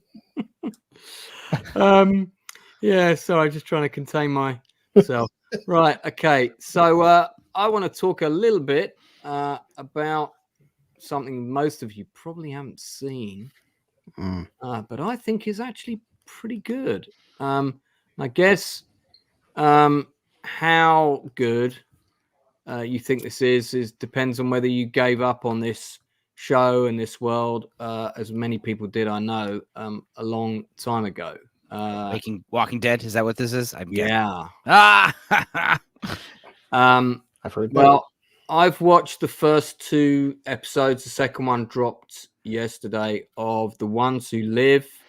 For anyone who hasn't seen it, it's kind of the Marshawn and Rick sort of reunion storyline, but it's also kind of gives you a much wider perspective on actually what's going on in the rest of the world, and is more about the human forces that are fighting each other for America, one of whom is led by this character played by Terry O'Quinn, who's great in this. He's only been in a couple of scenes so far, and I'm already predicting he's kind of going to be the next Adolf Hitler. So Pollyanna McIntosh turns up in the show again. She's been in it before. So we kind of meet Rick. He's been rescued. He's sort of been determined to be a certain personality type identified, which is why he was rescued, aka kidnapped, taken to this new society, which controls one of the 3 free cities in America. During the pilot episode, we learned that one of the other 2 free cities has actually been destroyed. I suspect that actually the people that he's now working for are behind the destruction of that city. That's what I'm predicting, even though they're trying to make out there's a malevolent force that's taking out different parts of humanity. Danny Guerrera's back as Marshawn. I've got to say, her and Andy Lincoln are incredible in this. I mean, they've got amazing chemistry, and they should have after all this time. They're reunited. They kind of have to pretend to be something they're not. And this is where they're taken back to the people that Rick is supposedly now working for. He pretends to take a hostage. But there's some great scenes in this. Lots of new cool gadgets for taking out zombies en masse. There's a good picture of one of those. I didn't watch the last 2 seasons of The Walking Dead until maybe 2 or 3 years after it ended. I did a big binge in a couple of weeks last year. Then I watched the Daryl spin-off, which was, was pretty satisfying, pretty decent show. Nice that it was shot in France. Good use of locations. So I felt invested enough to watch this. This scene is so believable when they're reunited. It's some of the best acting I've ever seen on a show. This zombie is pretty cool. Yeah, it looks like blue collar coming back from a night of drinking. Yeah. Yeah, it's well done. I mean, you get introduced to some new characters. Don't get used to them. It is Walking Dead. Yeah, it's Walking Dead. People come and go pretty quickly. But they've spent a bit of money in this. And I think the original plan was to do a big movie to wrap it all up, and they realized they couldn't do that in like a 2.5 hour running time. So they decided to do a mini series. I think it's just the one season, I believe. But you know, who knows? I have to say that Danny Guerrero is one of my favorite actresses around at the minute. She's just got such amazing presence. So yeah, good show. I recommend it. You don't have to have. You just need to know who the characters are in The Walking Dead. You don't have to have watched the whole, however many season saga it was, to be into it. You'll obviously there's a bigger emotional payoff for you if you have been. Yeah, but it's good. It's good. I give it an 8 out of 10 so far. Did you watch that Negan spinoff, him and Maggie?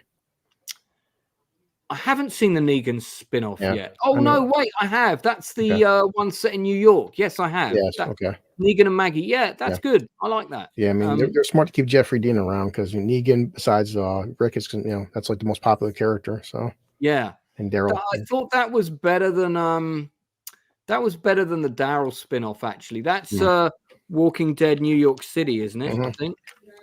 Look it up. I think we mentioned that in one of the early episodes of the Nielsen ratings, if I remember rightly. Yeah. Walking Dead: A New Frontier. I don't know. Yeah, that's the animated version. I've not seen that. There's quite a few spin-offs now. It does seem Walking pretty smart, Dead Voyager.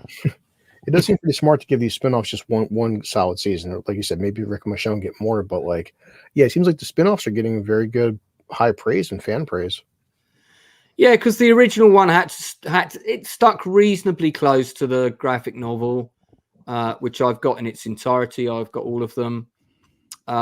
It deviated here and there. It killed some characters differently. Some survived that didn't, and vice versa. But it's a good show. It's a good graphic novel series.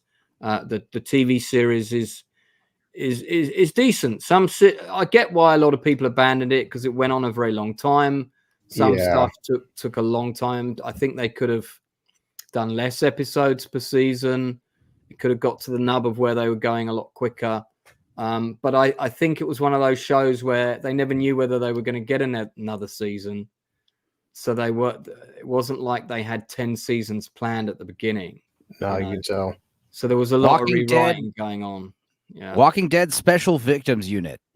That would what be other good. spin-offs can we do? What's like Breaking Bad? When people tend to forget The Walking Dead, the first season only had 6 episodes because they weren't sure. It was almost like a glorified pilot. Then, of course, it picks up. They start. Now we get season 2 through 10. But AMC is very good with just giving test shows. Have 1 or 2 episodes, and that's it. Talking of Special Victims Unit, do we have any Law and Order fans in the house? No. I like the way Enzo said that very profoundly. Emphatically, yeah. I'm not a fan. Yeah, they're really into it. Can't speak for anybody else on the panel, but I have just watched Law and Order Toronto, and I like it. And one of the reasons I like it is because it appears to have Stepenzo's long lost brother in it. So he's on the poster. Here we go. There he is. Yeah, I actually really like it. His character's very, very cool. Got a really good actor, really good character for him. Criminal Intent. Yeah, first 2 episodes, pretty good fun. Quite enjoying that. I'm also watching CSI Las Vegas, but from the season with Lawrence Fishburne in, because I've never seen any of those, so I'm kind of that's just dropped on Netflix, and I've started to watch those. So yeah, I've also been rewatching the entire series of Friends. Do we have any fans? Yeah, I don't mind Friends. Yeah, I think it's okay. Not the best, but it has its moments. Yeah, I'd Friends quite was a like to talk about conspiracy it. theory to promote internet cafes, okay, to the Well, 90s people, make you think that those were cool. One of the things that's really interesting about the show is that, and if you've read Matthew Perry's autobiography, which I have recently, which is tragic, because the first line of his autobiography is, "I should be dead." And of course, by the time I bought it, he was. So, you're reading that and you're thinking, shit, what's up with this? Well, how come this guy kind of knew? And then when you read through everything he went through, you kind of understand why. But much of his storyline of his character is Chandler's the insecure guy who thinks he's going to end up alone and never going to be able to keep a stable girlfriend. And that's exactly what he was like in real life. And he was quite self-destructive with his relationships and stuff like that. So when you watch it now, the poignancy of some of his scenes hits you in a completely different place. Yeah. I also have to say that the writing on this show is absolutely brilliant. Yeah, For a half hour, served up before the watershed, it's got to be suitable for everybody. The way that it crosses so many demographics and cultures, and the way it makes you care about all the characters is very, very clever. The dialogue in this show is really first class. It's way better than I ever consciously gave it credit for when it first came out. And I bet it's all on Netflix, the whole thing. I bet if you guys who haven't seen it in a long time, just watch the first 6 episodes. That's a really low commitment. They're 20 minutes after credits. Yeah. Try and watch them between now and next week, and tell me if you see the same thing I'm looking at. This My is wife a has great been watching example of this is a great example of how a writer's room can work. Yeah. I thought there was going to be more there, Inside Man. Keep going. Yeah, no, sorry. I was just sorry. I more. didn't want to go any further because Northern was going to say something. Sorry, Well, my sorry, wife, mate. Yeah, because my wife has been watching it a little bit. And I've kind of just been in and out of the series because I've sort of been doing other things, and it's just one of those things. But one thing I noticed, and I don't know if anyone else has thought this as well, but is it me or is Monica and Chandler the better couple on here than Ross and Rachel? Yeah, no, they are. Yeah. They're the ones. Yeah, when things go bad, they're always there for each other. Things go bad for Ross and Rachel. They just become terrible with each other, and they piss me off. They piss me off. They do. Ross and Rachel are never quite in sync, and I think they want to they wanted to drag that will they won't they ever finally be together out as long as they could. Yeah. Plus, and Chandler was a really lousy last episode. Yeah. Plus, what Chandler was actually evolves, though, doesn't he, as a character? Say that again, Inside Man. Yeah, sorry. I thought the final episode. I thought the payoff was lousy. I thought it was the lousiest episode of the whole show. I've forgotten it, and I'm rewatching it from the beginning. So don't tell me. I mean, I liked the reunion episode that they did, which actually wasn't the characters getting together. It was the actors and some of the guests, and I thought that was better to do that than do this the James Corden thing. You mean? Well, he was in it, yeah. But is that what you were talking about? You thought that was lousy, or do you mean? No. The final episode of the final season was. I just thought, yeah. I won't say anything more. Yeah. I liked but I liked what they did with the reunion episode. I thought it was much better than potentially doing a kind of this is what they're up to now, and it all just feeling a bit naff. because that was the original talk. Was that it was more fun to watch Matt LeBlanc go when somebody said, well, obviously no one actually slept together on the show like their characters. And Matt LeBlanc looked at David Schwimmer and Jennifer Aniston and went, well, most of us didn't. That was so funny. It was like, because I always kind of figured that they probably did it in real life, the two of them. And, but Dan Candy is saying all sitcoms tend to overstay their welcome. Friends probably went on 3 seasons too long. Yeah, maybe. Yeah, they could have wrapped up all the same stuff.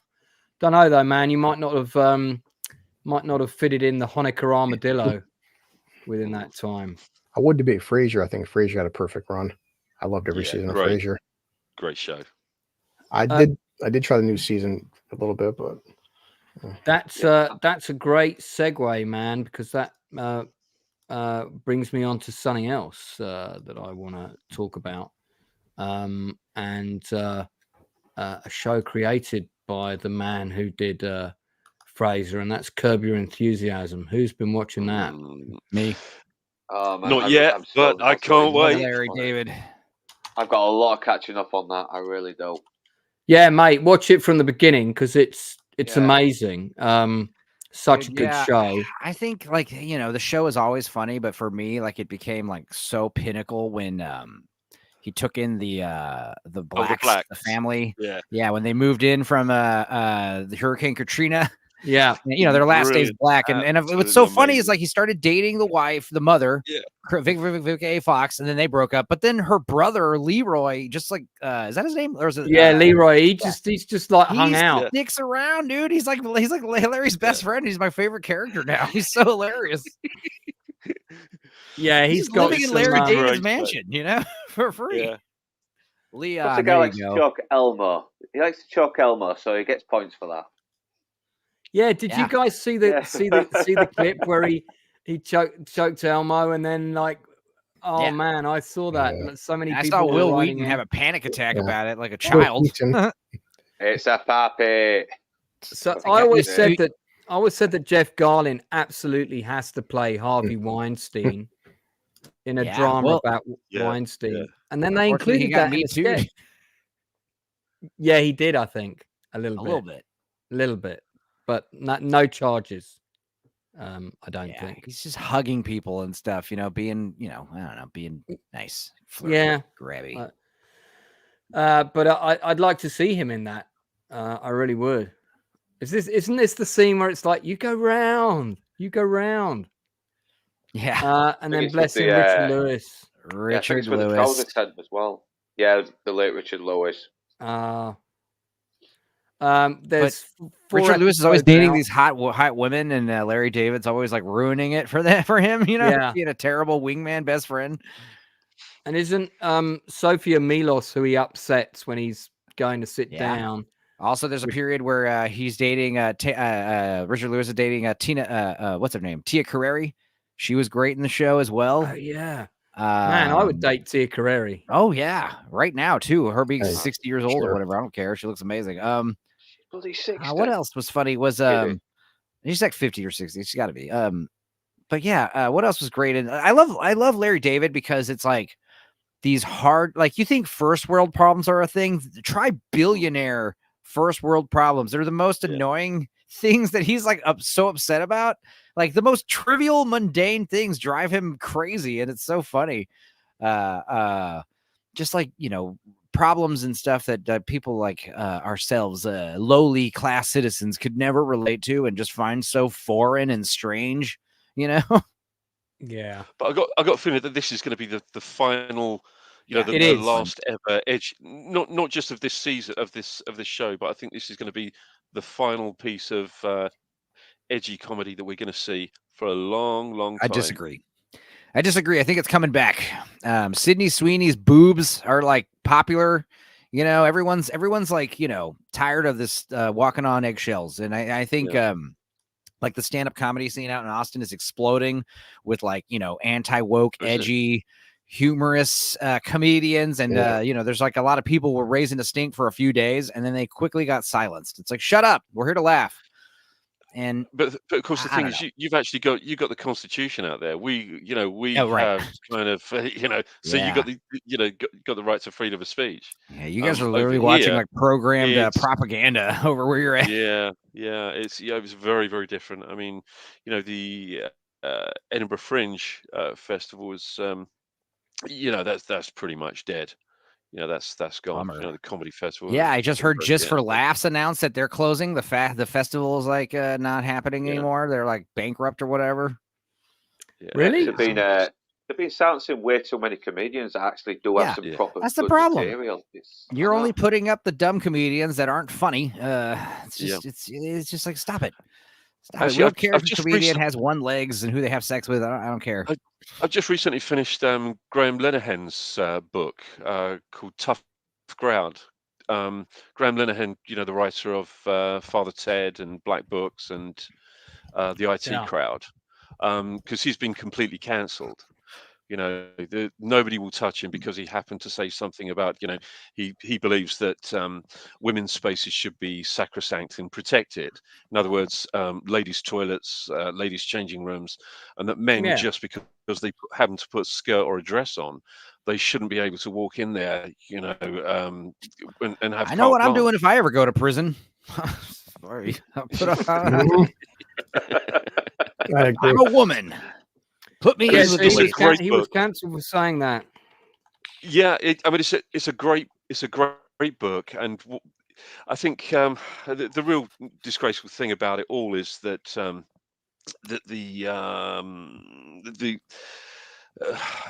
ideologues kind of have waged war against him, and they've posted all this stuff on all these different sites, and purporting to be him, saying it's taking all kinds of obscene pictures and sending them to random women and all of that kind of. Anyway, cut long story short, the book is amazing. The first 2/3 of the book is really about how to write comedy and his experiences in comedy writing, and the kind of the final quarter of the book is really about what's going on with his life now. But it's a great book. I think it only came out December last year. It's called Tough Crowd, Graham Linehan, and I would highly recommend it. Well, talking of books, that's another good segue. So watch Curb Your Enthusiasm, incidentally. Dude, Tracy last Ullman's great in season. this new season. She's Yeah, so funny. it's good. So I've got a book to recommend. I'm currently reading the autobiography of Ed Zwick, Hits, Flops, and Other Illusions. And man, me and this guy got a lot of shit in common. And Edward Zwick, the famous filmmaker who made Glory and Last Samurai. Indeed, the Mhm. one and the Okay. same. Now, one of the things that there's two things that I've learned from the book already that I didn't know before. One is that Ed Zwick directed one of my favorite films of all time, and I didn't even know he directed it because the film didn't have traditional credits, and I'll come on to that in a sec. The other thing I didn't know is that when Ed Zwick was directing Glory, in the run-up to Glory, which is, I think, still one of his best films. I mean, Last Samurai, of course, is very good as well. After casting Matthew Broderick, who was in and out of the film, by the way, about 6 times before they started production, Matthew Broderick's mother had 20 pages of notes for Zwick on the script, and he had to fly up and meet them and have a meeting with them. And she wanted all of these extra scenes added. And in fact, some of those scenes were shot, but they were all dropped. They all took place before the Battle of Antietam, before the start of the thing.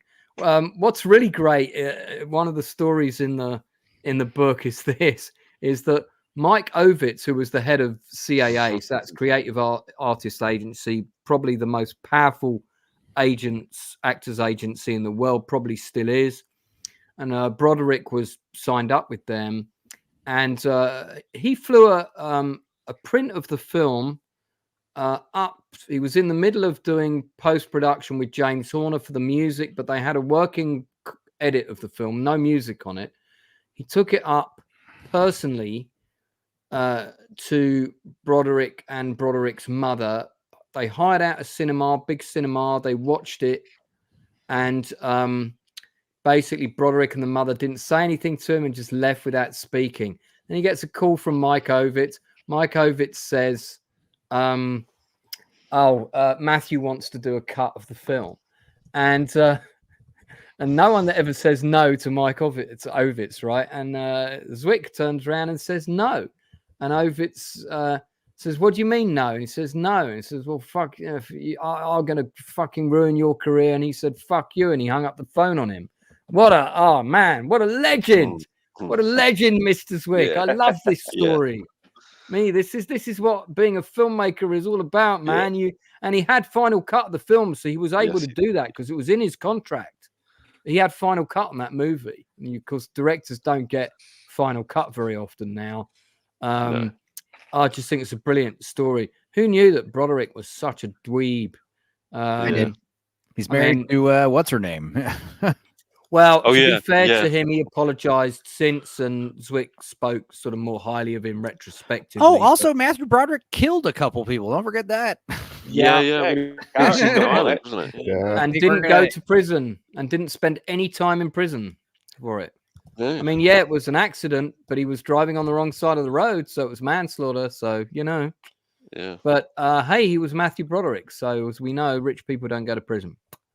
But it is such a good book, though, isn't it? It's such a good book. It is an amazing book. I hadn't, back in the day when I watched TV shows, I didn't tend to look at who was producing them. I didn't realize that Zwick produced 30-something, which is a show that I really like of his. But his first feature film was this other movie, which I'm going to show you a quick clip of. We won't have any sound. Which starts off like this, and it starts off as a TV show, which is why it's got no credits, which is why I didn't realize that Zwick had directed this. And this TV show gets interrupted with a special bulletin, which is the name of the movie. Because they're reporting that one of their reporters who was covering a dock strike suddenly witnessed a gunfight and then was taken prisoner. And the whole movie is shot and edited with TV format cameras as a news bulletin, 2-hour film, and it's all fly on the wall POV from either the reporters in the studio or from the live camera feed with the guy on the scene. And so this is them now where the hostages have been taken hostage, and in a minute they'll flash back to the actual report that happened earlier. This is where their reporters reporting on a story. Suddenly these Coast Guard turn up, and then he finds that he's in the middle of a gunfight. And they start recording it. And then the next thing they know, they're part of the story.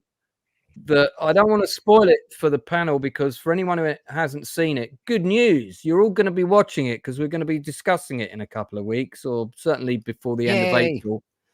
And the whole film is on YouTube. And I'm going to drop the link for it now. But the long and the short of it is that a group of terrorists are threatening to detonate a nuclear bomb in the States. And this film is amazing. The interesting story behind it is that I was at film school when I saw it, and my film tutors hadn't seen it or even heard of it, which immediately made me suspect that they knew nothing about filmmaking. And I realized my course was rubbish, because, when somebody says, I don't know who John Hughes is, and you're on a filmmaking course, you've got to suspect their motives for being there. But this movie, I forced my film tutors to make our entire class watch it, and they did. And I remember one of my tutors going, "Yeah, it was all right." And I was like, this is an amazing film. What are you talking about? And I didn't even realize that it was from a first-time filmmaker. It's Ed Zwick's first movie. So, yeah, you guys have got to watch this, man. It's so good. Yeah, it is a good film. It is a very good film. Yeah, you won't regret it. So we're going to do a special episode of Chew the Fat on this after Band of Brothers wraps up and we've done the other stuff. I'll set a date for it as soon as my super computer app, the Stupenzo 9000, issues me with the appropriate signage. All right. Yeah. So this is a Chew the Fat, you said, or a watch along? To Chew the Fat. Okay, I'll make it right now. Yeah. Because I want people to have seen it already. We are doing a watch along of Cocoon this Sunday. Yay! But man, this is good though. It's really good, and I was amazed that it's Ed Zwick's film. Yeah, so I'm doing my absolute utmost to get Ed Zwick on the channel. I have just booked another huge guest, but until I get the date from the guest confirmed and locked in, I don't want to say who, but it's a big guest. It's a big name. So I'm really looking forward to this. As big as Ron Underwood, who directed Tremors, and yeah. So fantastic news that was, which was good to receive in quite a trying week. So other stuff, Northern. Have you seen anything else that we haven't yet mentioned this week? Moments at the moment, it's just Shogun, and I'm trying to get a review together for Land of Bad. What did I watch last week? I cannot remember now. It's a few films. Oh yeah, watched a bit of Scanners for the first time. Yeah, first time. Yeah. What do you mean you watched a bit of it? Scanners rules, buddy. No, I watched Scanners. I watched the whole film because I want to get that film down so I can do a stream with Inside Man. Rad. I think next week that will be Friday, isn't it? Let me check my dates again, but yeah, so I can get some slides done for that. Is it 24th? Is it 24th? 22nd. So I got to see 22nd. I got to see Scanners at the cinema on re-release. It was re-released in the UK. Everybody was talking about it when it came out, but we hadn't seen it. Yeah. It was one of the films that was banned in video stores. Sweet. And but it was re-released at the cinema with a really weird British sci-fi movie called Extro. I love Extro. Yes, it was. Or, I mean, yes, not because it's good. Yeah. But so me and Martin, again, doing our tool number and remembering our birth dates incorrectly, so we were older when we were asked. We went to the cinema to see Scanners and Extro. I have to say I preferred Scanners over Extro. Extro was a bit too weird for me. Picture. Extra's got that MST3K vibe, you know. It's a very strange movie. It is.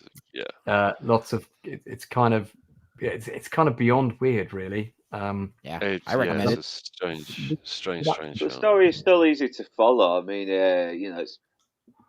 there's a world full of scanners. There's a guy who's sent to stop a bad one, and there's also a big government conspiracy behind it as well. Oh no, Scanners I love. Scanners I absolutely love. Scanners is an amazing film. 8 out of 10 for me. Extro is the one I'm saying was a bit weird. Yeah, because it was released as a double bill. Extro Scanners. I'll see if I can get some stills from Michael Ironside's amazing in this. Oh, he's superb. He seems to be good in everything. I know. I mean, plus he was Darkseid in Superman, the Superman animated show. He was Sam Fisher in the Splinter Cell games. He's right. He's the dude has such a big hat. He's always been one of my favorite actors. I've followed his career since Space Hunter Adventures in the Forbidden Zone, where he's completely unrecognizable under all the makeup. And the next thing I saw him in was this, but I didn't realize it was him because, I didn't really recognize him. And then after this, I saw him in V, where he played Ham Tyler. Yeah, I mean, who Yeah. did the special effects on this, Inside Man? Do you know? Yeah, this was Dick Smith did the special makeup, but it was the Right. same. But the rest of it was done by the two guys. For goodness' sake, I can't remember their names. Who won the Oscar for The Fly? So they've been with Cronenberg for quite some time. Nice. Yeah. Yeah, best And head it's funny because explosion scene of all time. Oh God, absolutely yeah. fantastic. Do you know it still looks really good? It still looks really, really Yeah. good. Yeah. Yeah, It it's so looks bad. Like if amazing. you try to share the GIF, and it if you looks share the GIF, flashy as well. you'll get blocked. It's too violent. Right. What happened to this actor, Stephen Lack? I don't remember seeing him in anything else. Yeah, he retired from acting, and I've got to be honest with you. I mean, his performance in this was quite lacking, if you'll pardon the pun. I Right. mean, Yeah, I think it was his absolutely terrible, delivery. terrible delivery of Yeah. dialogue. Well, guys, Fucking he's back. shocking. Yeah. He's back I've playing done the it. I've done it. I can do it. Yeah, Yeah, I was yeah, complaining as well. He seems to do pretty well in the expressions, like when he is scanning yeah. people, you can see it's hurting him. But He's yeah, when back he in this delivers his lines, amazing film, yeah, Between the Temples. A cantor in crisis of faith finds his world turned upside down when a grade school music teacher re-enters his life as his new adult bat mitzvah student. I think that's probably bar mitzvah, but Yeah. yeah, he's in this I'm as hoping it's a Mildred's owner, vampiric, whatever that means. There you go, right down on the some cast kind list there. of yeah. But he So is pretty bloody awful in this film. so it's a good film, but if a better actor had been in that role. Yeah, do you know what? I mean, it doesn't really kind of detract from the fact that this is one of Cronenberg's best. I think I love it. I mean, I hadn't seen this for 40 years, and I've still Right. got my old VHS copy of this, Damn. an ex rental, and it wasn't until Northern and I were talking about various things to do, and he happened to mention Cronenberg, and I said I was going to be watching Scanners, and yeah, he said, yeah, bingo, that's the one. And I think it was a fantastic choice for him to have made. Actually, a really, really good choice. I'm just trying to see if I can, as we've talked about it, I'm just trying to see if I can what stills there are of Extro on. The Action Man. And Actually, that's another film with some terrible acting in it. yeah. You know the scene with the giant Action Man, and comes in and with his Oh God, yeah, his that's rifle well and the weird. bayonet, and the actress that he bayonets to death, the old lady. Yeah. That's Anna Wing, who was Oh my God, from EastEnders. yeah, from EastEnders, yeah. Hmm. Or other people might know her as Zaphod Beeblebrox's mother from the Hitchhiker's Guide to the Galaxy TV series. Oh Yeah, wow. I mean, this was a strange movie, man. It's like, Yeah, it's fucking weird. it is very out there. Yeah. Basically, there's an extraterrestrial encounter, and impregnations happen. There's weird alien. There's weird alien births. There's just weird shit. Full stop. Yeah, it's the acting in this film is not amazing. Yeah. From what I remember. Plus, there's this weird dwarf scene. Do you remember this? Yeah. Because it's different things, isn't it? In the kid's room that the alien brings to life. Yeah. There's the Action Man sitting on the tank, and it's a very strange movie, man. But apparently with quite a big following, and there is a sequel, I believe, as well. Was that Miriam Diabo from Living Daylights just now? Yeah, from the Living Daylights. She's not the best actress on the planet. She did do quite a cool sci-fi pilot that was subsequently released as a feature film, actually, on VHS. That was not a bad movie. That was about some alien thing. I think it was her that made that film. I'll know it on her IMDb list. Let me have a quick look. God, we're unearthing some We're unearthing some beasts here. So she was also in It's an episode interesting, though. of Space Precinct. Go on. Yes. Yeah, no, it's interesting though when you start to delve, on these go off on these little tangents because you tend to find stuff that you have completely forgotten. I Yeah, mean, this is it. I totally This is it. Something is out there, and yeah, a series of brutal murders where the victims have had their organs removed, but turns out that an alien's behind it. There's the said alien, and the first 2 episodes of it were released on a feature film for VHS, and I thought it was a failed pilot. But actually, if you look on her credits, it says she filmed 8 episodes of it. right. So there must be 8 episodes of that show out there. I'd quite like to see them. If you can track did you say down the she- original pilot for that, it's actually not a bad film. It's not brilliant, but it's not terrible. Did you say she also did Space Precinct? One episode of Space One Precinct. episode. Yeah, I Yeah. did that. I was on that creature effects. Did you meet Alan Marks when you were doing that? No, wasn't he miniatures? He was in post production, but they were working next door to the miniatures. Right. Because I went into the miniatures set, mate. I was there. Yeah. I saw really? I saw the city all made from the CD racks and everything. Yeah. Fantastic. Yeah. I Oh, mean, the model work was amazing. That space model work station was really good. They did I don't know if there's a picture of it online, but there's a space station in Space Precinct, and on the outskirts of the station there's all these glass domes which are individual houses for people that live there. Yeah. And in the glass domes, in addition to the houses, there are back gardens, and the back gardens were so detailed you could see the individual paving stones around the pond or the swimming pool in the back gardens. It was that detailed. It was amazing. Yeah. I've actually still got on my I got a big sort of folio of work on one of my shelves over here, but and it's still got some of my creature concepts in there. So I've got some for Space Precinct. Yeah. I've got about. Hold on, let me just grab it. I got the best episode of that show was Snake. Snake, yeah. That's everyone's favorite, actually. Yeah. Which I think was like episode 6 or. This is from Jerry Anderson, who did Thunderbirds. It's a live action show that came out in the 90s. Wow. Only ran for 1 season. It's it's okay. It's aimed at the lower children's sort of age bracket. So obviously Ted Shackelford, wasn't it? Knots Landing. Yeah, Ted Shackelford.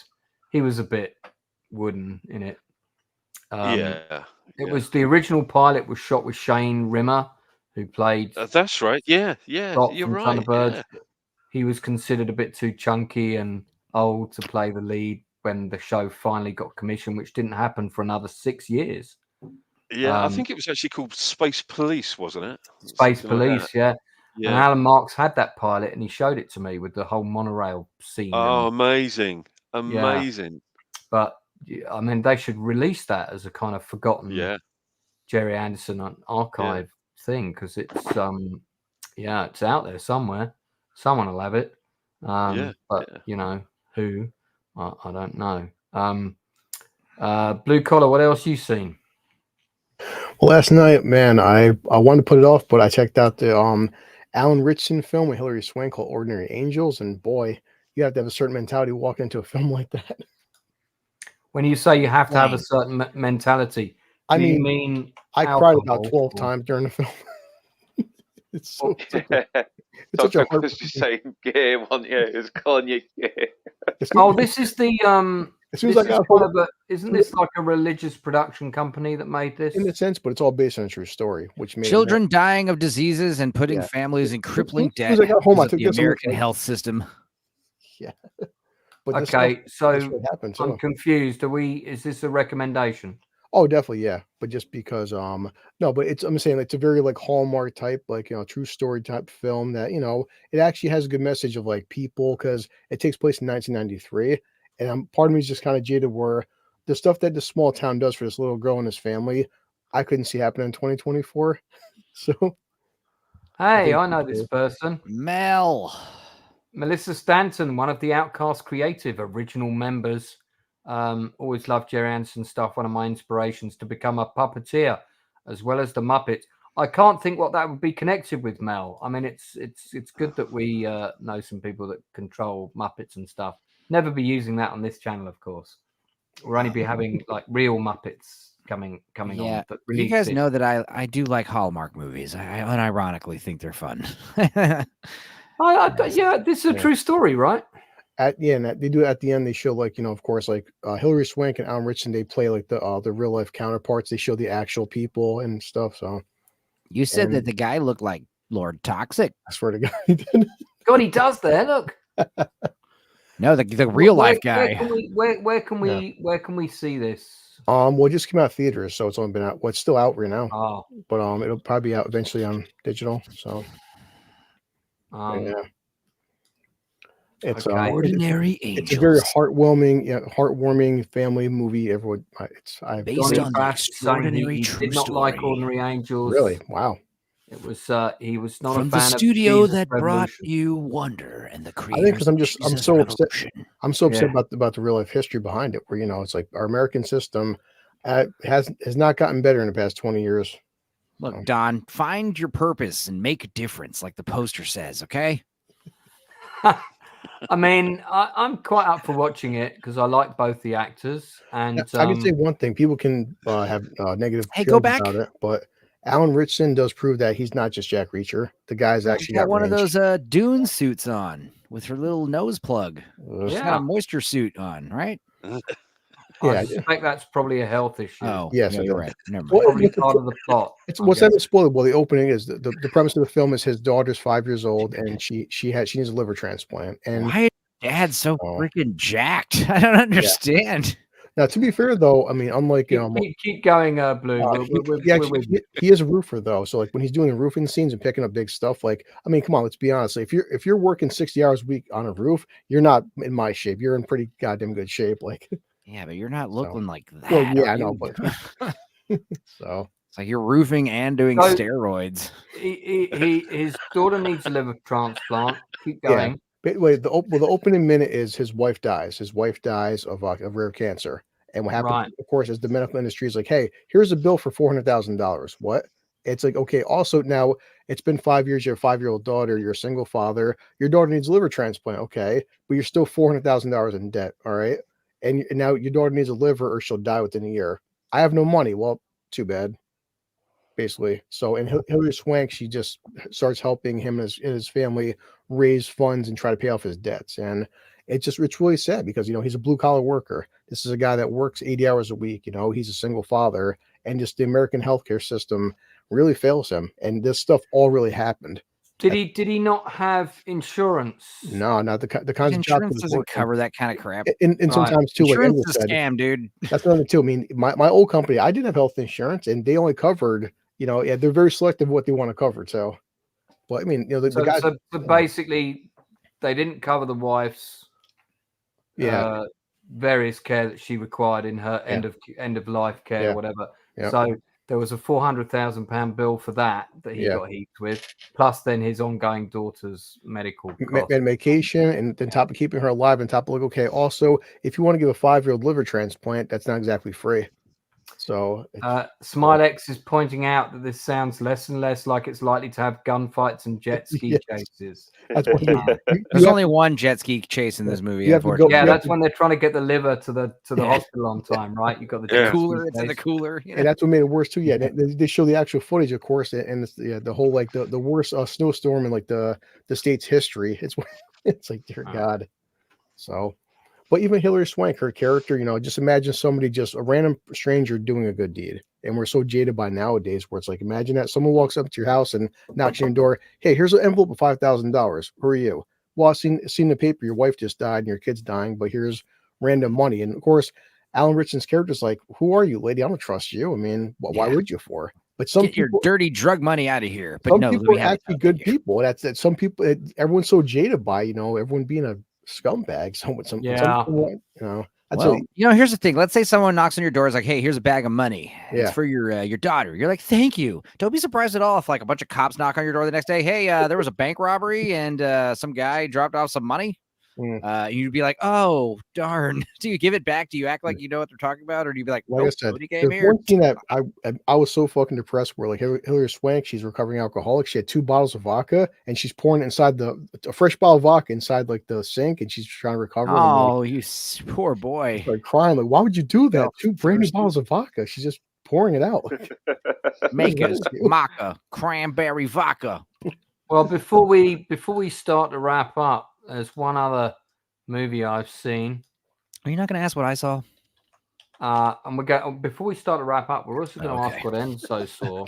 Okay. So we're going to be on for another 45 minutes. No. 2 quick things. I saw a weird movie called The Animal Kingdom. It was French, basically like a French X-Men movie, because the French movies are a little weird, right? They're pretty art house and weird, but it's about a movie. It's about a world where everyone's mutating into weird animal people, and they're looking for Why not? it's basically a father and a son. Their mother has turned into a creep or a creature, as they're called. She's basically like slowly turning into a sloth woman. And she is in a ambulance crash in the woods and she disappears. So she's like living in the woods along with a bunch of these creature type people. And the young boy is realizing that he himself is also mutating into a wolf creature. And the movie was really weird, but it was cool. I liked it. It was kind of, if you like Titan or any of these other weird like body horror French films, you'd probably like it. And then the other thing I watched that was also great special effects in this movie, great makeup, great cool like creature designs, and not very action packed, very strange. I like that poster. Yeah, and I think there were some weird weasel type people. There are literally a scene of ferrets. There's some ferrets show up. They have a very important scene in a high school. It was good. I don't want to spoil too much, but it was crazy and trippy and weird and a little slow. Yeah. Another good movie I saw that I had seen before, but I had seen the sequel a lot more growing up, and I decided to revisit the original, but it was the first Hot Shots movie. It's damn funny still. It's way funnier than I remember as a kid. Which Hot Shots movie is the one where they do the Top Gun is the first one. The second one is Rambo. Body count. They do the body count. That's the second one. Yeah. I was always more familiar with the second one as a kid because it was on HBO a lot more, but also Miguel Ferrer's in the second one and some other stuff. But the first one, I had only seen like a handful of times, and I watched it again. And yeah, dude, first of all, Carrie Ewells is so great. And Ramada, what's her name from Big Top Pee-wee? She's fantastic. A lot of great irreverent jokes. Yeah. Valeria Golino. Yeah, there you go. She shows up in that cocktail dress and she's singing that song. And there's a great gag where she's like, anybody from out of town here? And it's like 2 Amish people at a table with like beers, and they're like, it's so random. Yeah, they really send up the Maverick sort of, Lord Bridges is so fantastic. Dude, what does he say? He's like in the room full of all the pilots, and he's like, seeing all you young pilots makes me wish I was half my age and a woman. Kind of think about it. I don't think I ever landed a plane. Yeah. He's like, I don't think I ever landed a plane in my life. So wonderful. So funny. And yeah, his big, all of his, like, he's got porcelain eyes, and his head is some kind of Tupperware. Not one thing on his body is his. Not one thing on his body is his. Yeah, it's all been blown off in various operations and army. There they are. This guy, and then there's like an Eskimo dude too, who's also out of town. He's like waving, and he's like in a full Eskimo garb. I love this advert. Smoke. Nobody lives forever. Yeah, and then a big jet flies right through it. And then what does he? He comes back up to surface with the formation, and he's like, "What is going on, Topper?" He's like, "I thought I saw Elvis down there." And Carrie Ewells is like, "Let it go, Topper. The king is gone." They fly off. Don't forget Dead Meat. Come on, Dead Meat foreshadowing is on there. Dude, Psychology Today, the swimsuit edition. Hell yeah. I'm not sure. God, what a funny ass movie. Yeah, every frame, every scene, there's a great joke. How much have they made him look like Tom Cruise in that shot there? Yeah, it's very done on purpose. I think I own a pair of these. Little Fluffy Bunny Feet was his Native American name. Oh, and then when they're doing the Native American, they're doing the classic gibberish Native American dialogue where he's just like saying, like, he starts at one point listing like Jackson siblings instead of for Native American language. He's just like Latoya, Tito, whatever, Jerome. He's just like. He's also listing a bunch of like Minnesota. Again, he's listing a bunch of cities in Minnesota because they all have Native American names. He's just like saying gibberish. So good. Don't forget Dead Meat's foreshadowing his own death. Like, oh right, yeah. He's like, hey, you see the cat run right in front of him. He walks like, under a ladder. Yeah. And then he's like saying, she's like, "Oh, by the way, I've got your new insurance. Oh, we just signed a deal on the new house. The deed. We're packing up, moving right now. Also, here's your new life insurance policy you should sign." And his pen doesn't work. He's like, "I'll sign it later. Don't worry." Yeah. Also, I figured out some new stuff about the who killed JFK, and I'm working on a cure for cancer. I got it all figured out. It's all safe with me. I'm in a cockpit. What's the worst that could happen? Yeah. But the best one is when it's in the hospital. It's like, I'm in a hospital. What's the worst that could happen? Go to a fucking funeral. Yeah. Oh, and then that guy Lloyd Bridges starts shooting up the funeral because of the 5-gun salute. He pulls out his gun, starts shooting at everybody. Wonderful movie. Yeah, I gotta watch this again. Actually, man, it was great. It was one of those things where I was like kind of watching it passively, and I kept watching it more actively. Like I would have to stop and rewind and be like, "Oh my god, that was so great." Also, Christy Swanson in her brassiere. Ooh, yeah. I see why Charlie Sheen was excited to work with her on The Chase. Yeah, sure he was. Topper Harley. Yeah, what a great name for a character. Yeah. Also, I found out one I never had. No wonder I don't recognize you. Yeah, what did that inspector say? Suck like chesting, soldier. Dude, what was Lloyd Bridges' name? Hang on. It was Admiral. Oh God, I need Admirable. Yeah, Admirable. No, it's hang on one second. Admiral Benson. There's a part where he gets off the helicopter, right? He gets off a plane, and a guy greets him. He's like, Admiral Benson. He's like, oh, that's my name. That's my name. Well, we'll move on from Hot Shots. Yeah. This is the other new film I saw. Oh, right. Spaceman with Adam Sandler and Carey Mulligan. It's now on Netflix. How was it? Well, it's a film about a man in a space station played by an actor who wants to play more intelligent roles because, he won an award and beat some good people. So now he's going to play some very serious roles, and he's on a space station with a spider who may or may not be an alien, who may or may not be in his mind. And the film very successfully crawls up its own anus at how intelligent it is. I'm just not sure that made for like 90 minutes. It seemed like 4 hours it was on for of compelling viewing. I mean, the effects are great. I like the spider character. I kind of like what's going on. It's very similar to Denis Villeneuve's movie with the spaceships. Arrival, right. And I should remember that title because that was going to be the title of my book, and I had to change it. And I mean, Isabella Rossellini's in it. I mean, is that the Sandler family? Wow. Yeah. Okay. Like you're dating a beautiful woman, but she's like related to Adam Sandler, and she has his laugh. Could you imagine? I would be okay with that. I mean, he's really good in this film. Go to that top right picture there in the I've no idea who that is. What is he wearing? Now that's Naomi Rapace with Jeremy Scott wearing a skirt, a leather skirt and boots. Yeah, because we can. I just like it. I like going to premieres and having my balls be all sweaty.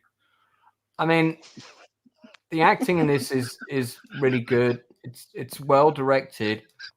I just can't say if it's really a Settle good down movie. inside, man. I'm not that funny. Yeah, I just don't know that this is a. I don't know. It wasn't. I just wasn't really. I just didn't really buy into it. It kind of plays with the whole thing of, is he really there or isn't he there? And I've seen that done in films so many times. I was kind of bored. Look, I read something just now that the movie had mixed reactions and was in post-production for 3 years. Damn. And the fact that they spent 3 years editing it, and you're over here saying like it was meh. I mean, how embarrassing. Damn. Well, I'm guessing they spent most of those 3 years on the visual effects for the spider, which is really good. Yeah. I know it's we've like got- uninspired, and a few of our friends are arachnophobes, and they were like, hell no, I'm not watching this. Never been a fan of Adam Sandler, says Melissa Stanton. That's why like Punch Drunk Love and Uncut Gems are pretty good, because he does break out of the mold. But honestly, his earlier Adam Sandler, Happy Madison films like Happy Gilmore and Billy Madison, they are dumb, but I like them. And Big Daddy is probably his best of those silly comedies he's in. This just in from Willy Wonka. No Sandler, no thank you. Good day, sir. Yeah. Take it or leave it, Adam Sandler. Yeah, his comedy's it's a little mean-spirited. A lot of the jokes are like, hey, look at this freaky, ugly person. Ha, ha, ha. Look at this fat dude. That's the joke, you know? Well, he's playing the ugly fat dude in this. Good. Yeah, I mean, I get the motivation behind it. But I wasn't really sure what they were trying to say. At one point, it sort of seemed to be a film about mental health, and it seemed to be a film about sacrifice, and it was a film about a man contemplating his own morality. Then it was a film about a friendship with an imaginary friend, or is it really an alien, and sacrifice again. And I was like, well, I'm getting a lot of confused messages here. What is this film trying to tell me? Clearly some people got it's okay to wear a leather skirt to a premiere. I don't know. I didn't get that. I want to see what Adam Sandler wore to the premiere. He's always wearing like gym shorts and ridiculous like basketball tees, and that's like if I was a millionaire, I would just wear that kind of crap. Just here he is, really expensive gym shorts. Yeah, look, he's wearing a Hawaiian shirt and some blue. He's got a jacket that looks like it was.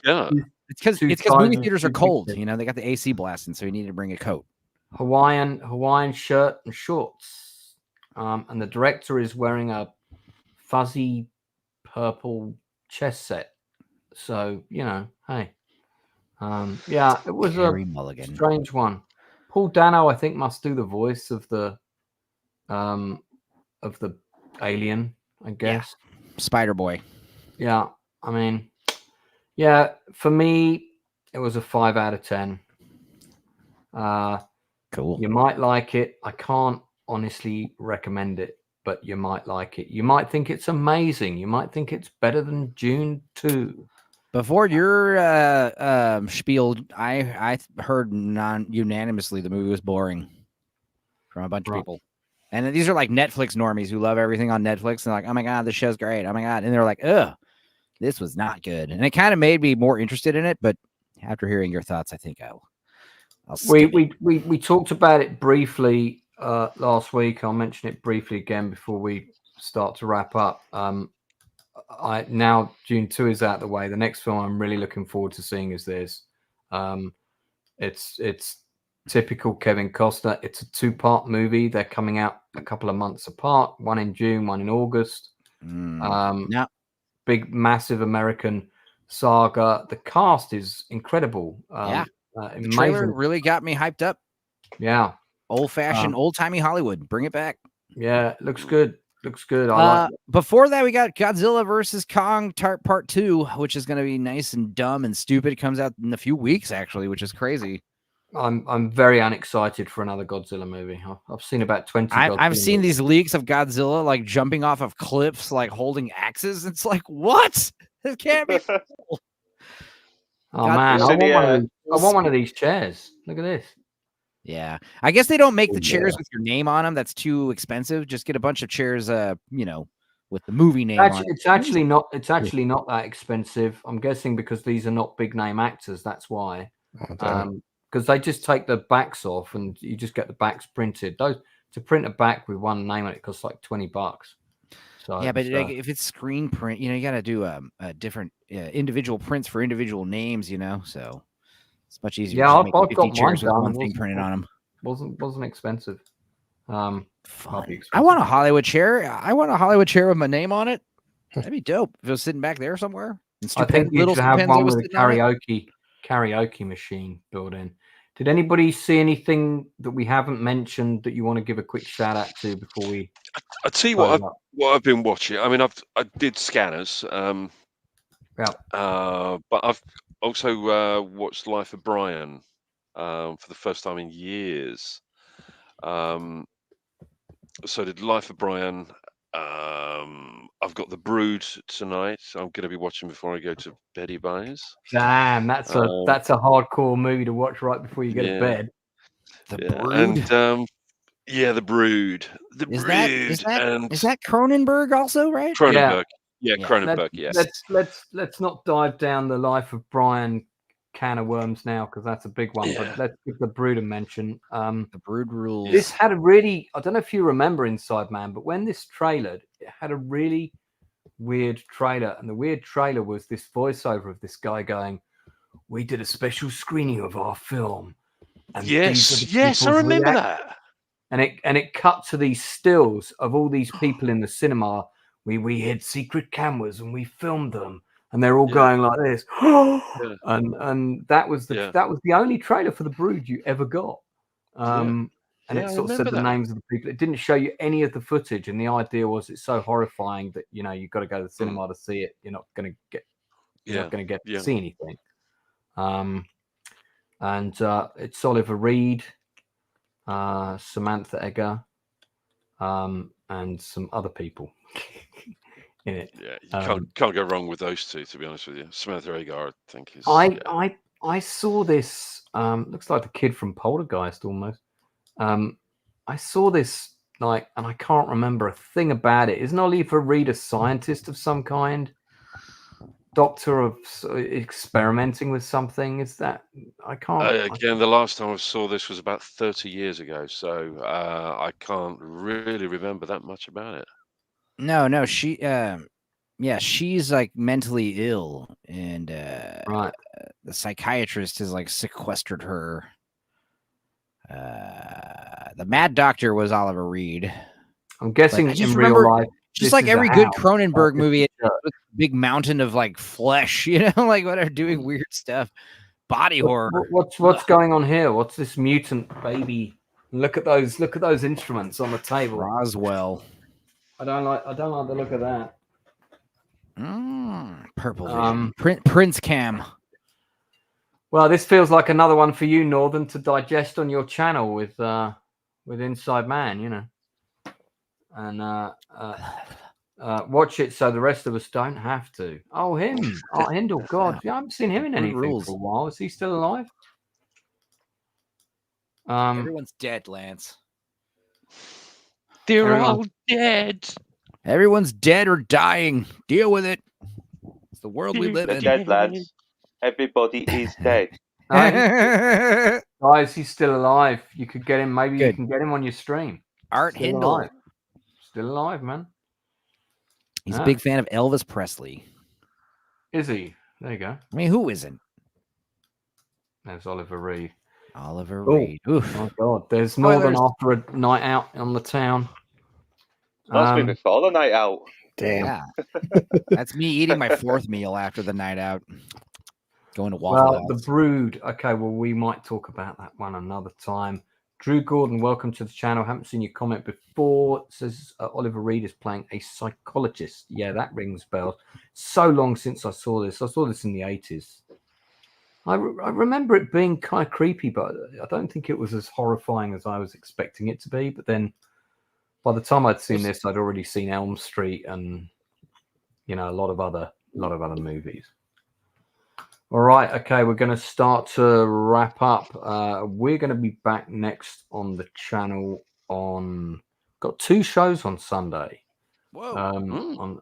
Tomorrow night, we're doing Shogun. So tomorrow night, we're going to be doing Shogun. I'm going to confirm the time. People got a preference between 9 or 10 o'clock my time. That would be 4 or 5 o'clock in the afternoon, East Coast. Oh, you're asking? I mean, whatever. It makes no difference to me. 3 or 4 or whatever. Yeah, you're the boss. All right, cool. I might go for 10. but I'll let you guys know. So we're doing Shogun tomorrow This stream night. started at 10 p.m. your time, right? Yeah. Okay. Yeah, so I think we'll do same time tomorrow. So we're doing Shogun. I haven't got any stream happening on Friday or Saturday, but on Sunday before the Masters of the Air stream, we have a watch party of Cocoon. And I've got a couple of people coming on who haven't seen it before, plus a couple of my regular guests. I think we're going to have Culture Casino and also, oh my God, I've forgotten her name. Terrible. This Jill, anti-derivative Jill is coming on the channel for the first time. Love her. Yeah, she's really sweet, really lovely. I met her on Dark Hour Starship Trooper stream. She's cool. Sweet. So she's coming on. She's never seen the movie. She's like, I'm Who a else massive is coming science on? fiction fan. And I'm like, you must like Cocoon, right? I haven't seen it. And I went, what? So she's coming on. Retro Nerd Girl also hasn't seen Cocoon. And I'm hoping she might come on. Yep, Jill is very nice. I concur. She's lovely. Okay, who else is coming on? I need to know. Am I coming on this? I want to. Yeah. You asked Okay. me already. So Yes. you're coming on. I just, I don't know if you got a dozen people all asking to come see Brian Dennehy. Well, we're just going to have it playing in the background while we talk a lot. But I love this movie. And I've got the soundtrack on vinyl, of course. I saw this with my dad. I've got so many great memories about this film, and we all watched it again at home when it came out, so my mum could watch it. And yeah, it's a great film, one of the best. This movie would definitely be in my top 30 films of all time for me, for sure. And I probably wouldn't be in a lot of other people's. Definitely would be in mine. So that's on Sunday before the Masters of the Air. So we're doing this at 6 o'clock UK time. That'd be 1 o'clock East Coast, and then Masters of the Air at the usual time of 9 o'clock. I think hopefully we'll have Critical Drinker back with us. We'll be reviewing episode 7. I definitely want in on the what's the final episode, 8 or 9? 8. Final episode is 9. I'm going to have a big panel. I will see you in 2 weeks to talk about the whole show as a one thing. Not looking forward to that episode. Yeah. So I just pop in and be like, "This show sucks," and I bounce. That's it. That'd be funny. Yeah, I watched the first 5 episodes. I liked it. It's good, but I mean, it's definitely got. I'm hearing it's losing you boys. Somebody commented on my under one of my videos, and they said it would be really great if somebody just took what they've done and edited it into an epic 3-hour movie. And I thought, actually, you know what? That's a great idea. Yeah, I'm always about that. I'm always about brevity is the soul of wit. A famous person once said that. I don't know if you heard of him, but yeah, I agree with that. We could maybe even like redo a voiceover and have that bit where the two guys come back from their big escape, and we could say they wanted to go in the bar, but they realized there would be nobody there they knew, so they didn't, and they jumped on bikes and rode away. They left.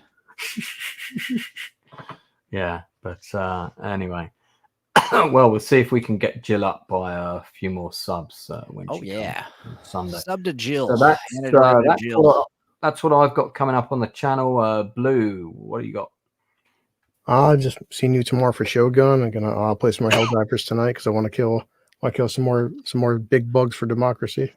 You just watched a movie earlier today. What was it? Yeah, I'm probably going to do a gaming stream tonight. Actually, for those people that like. Yeah, watching we did watch The Town earlier. The director's cut with a different ending.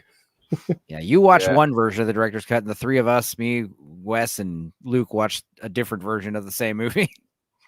Yeah, we had the happy ending, and Blue had the ending where Affleck gets killed. So I didn't know there were two endings to that. Me neither. It's always news to us, man. Yeah, apparently the ending where Affleck's character gets killed was actually true in the book. So I thought he got the most faithful one. Right. Yeah, and probably Friday because my kid wants to see it. I'll just take him. I'll go see Kung Fu Panda 4. Why not? I mean, I do like. Well, say what you want about the first three, but at least the animation is fantastic, though. Yeah, first one's great. Second one's good too. I think the second one's the best one, to be honest. No? Yeah, I'll be. I have not seen the the second Kung Fu Yeah. Panda film, and I've only You got watched. Gary Oldman as an angry peacock. What more could you Yeah. ask for? Okay, now I feel like I need to see it. But the animation's always amazing too. So Northern, what you got coming up? And why is your like I said, I'm going to try and see if I can get my review of Land of Bad done, and I've got Scanners with Inside Man on the 22nd. I've got no streams this week because one of my guests had a wet come up, so I've had to cancel it for this week for now. So who knows? I might be free to do a bit more guesting. Who knows?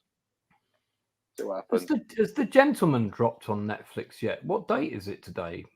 March. I don't know. I think Oh, did it's it say March 7th of March? 7th. March March 7th that comes out. Yeah. So yeah. Quite interested to see that. I like the premise. I hope it's good. Yeah. It could be interesting. Anything else, Norman? So far, nothing. Stupendo. What have we got coming up? Well, tomorrow, Really? me and my cousin and his buddy Toby watched Blind Fury with Rutger Hauer. So Oh, that love riff is that. coming out Love that tomorrow at movie. 2:30.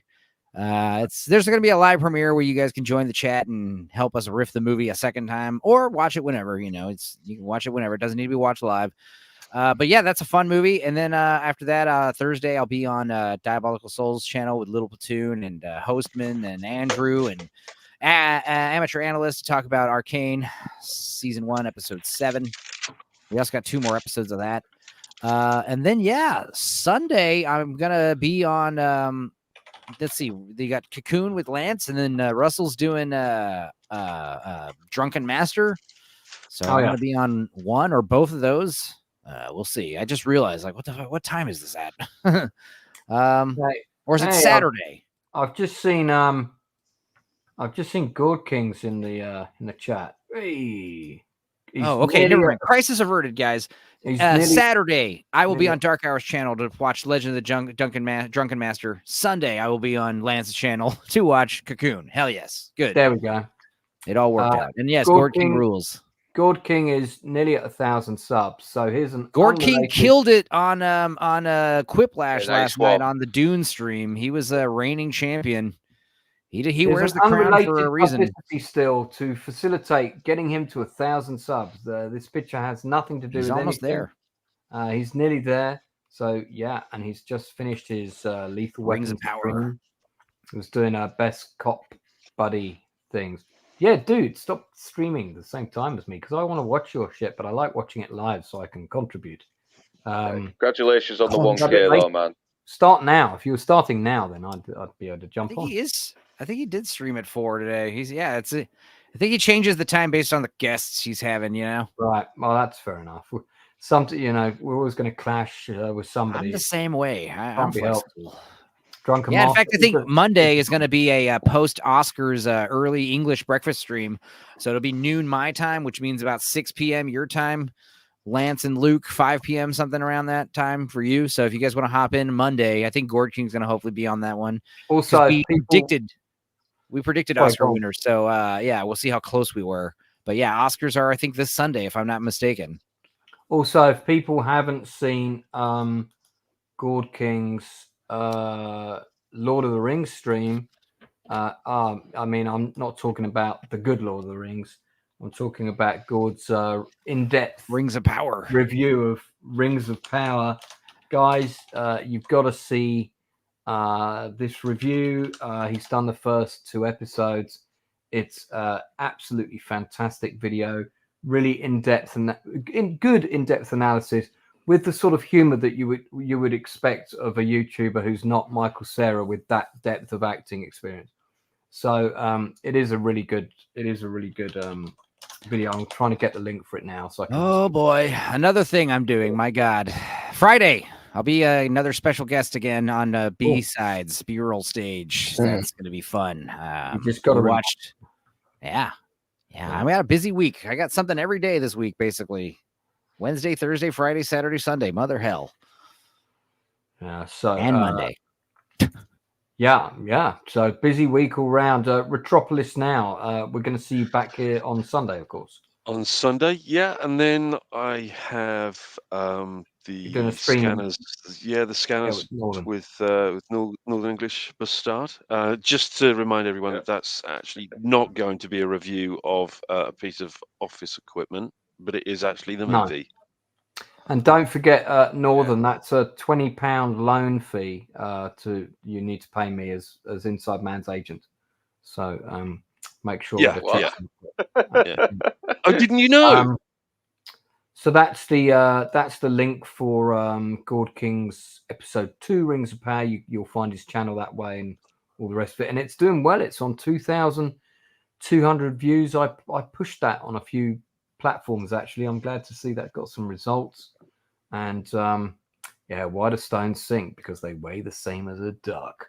It's this kind of amazing dialogue that you can expect to get in Lord of the Rings, Rings of Power. All right. Okay. Well, I guess that's it from us, guys. So do check out the links below. Oh yeah. Come back and join us again. And it's been an interesting week. And actually, there's a few things coming out I'm looking forward to. So TV wise, anyway. And we'll be back again same time next Tuesday, and all the other things that we mentioned. But until then, it's good night from us. Yeah. Good night from my guests. Thank you to the chat, and we'll end the stream there because depends. Bye. Already masturbating.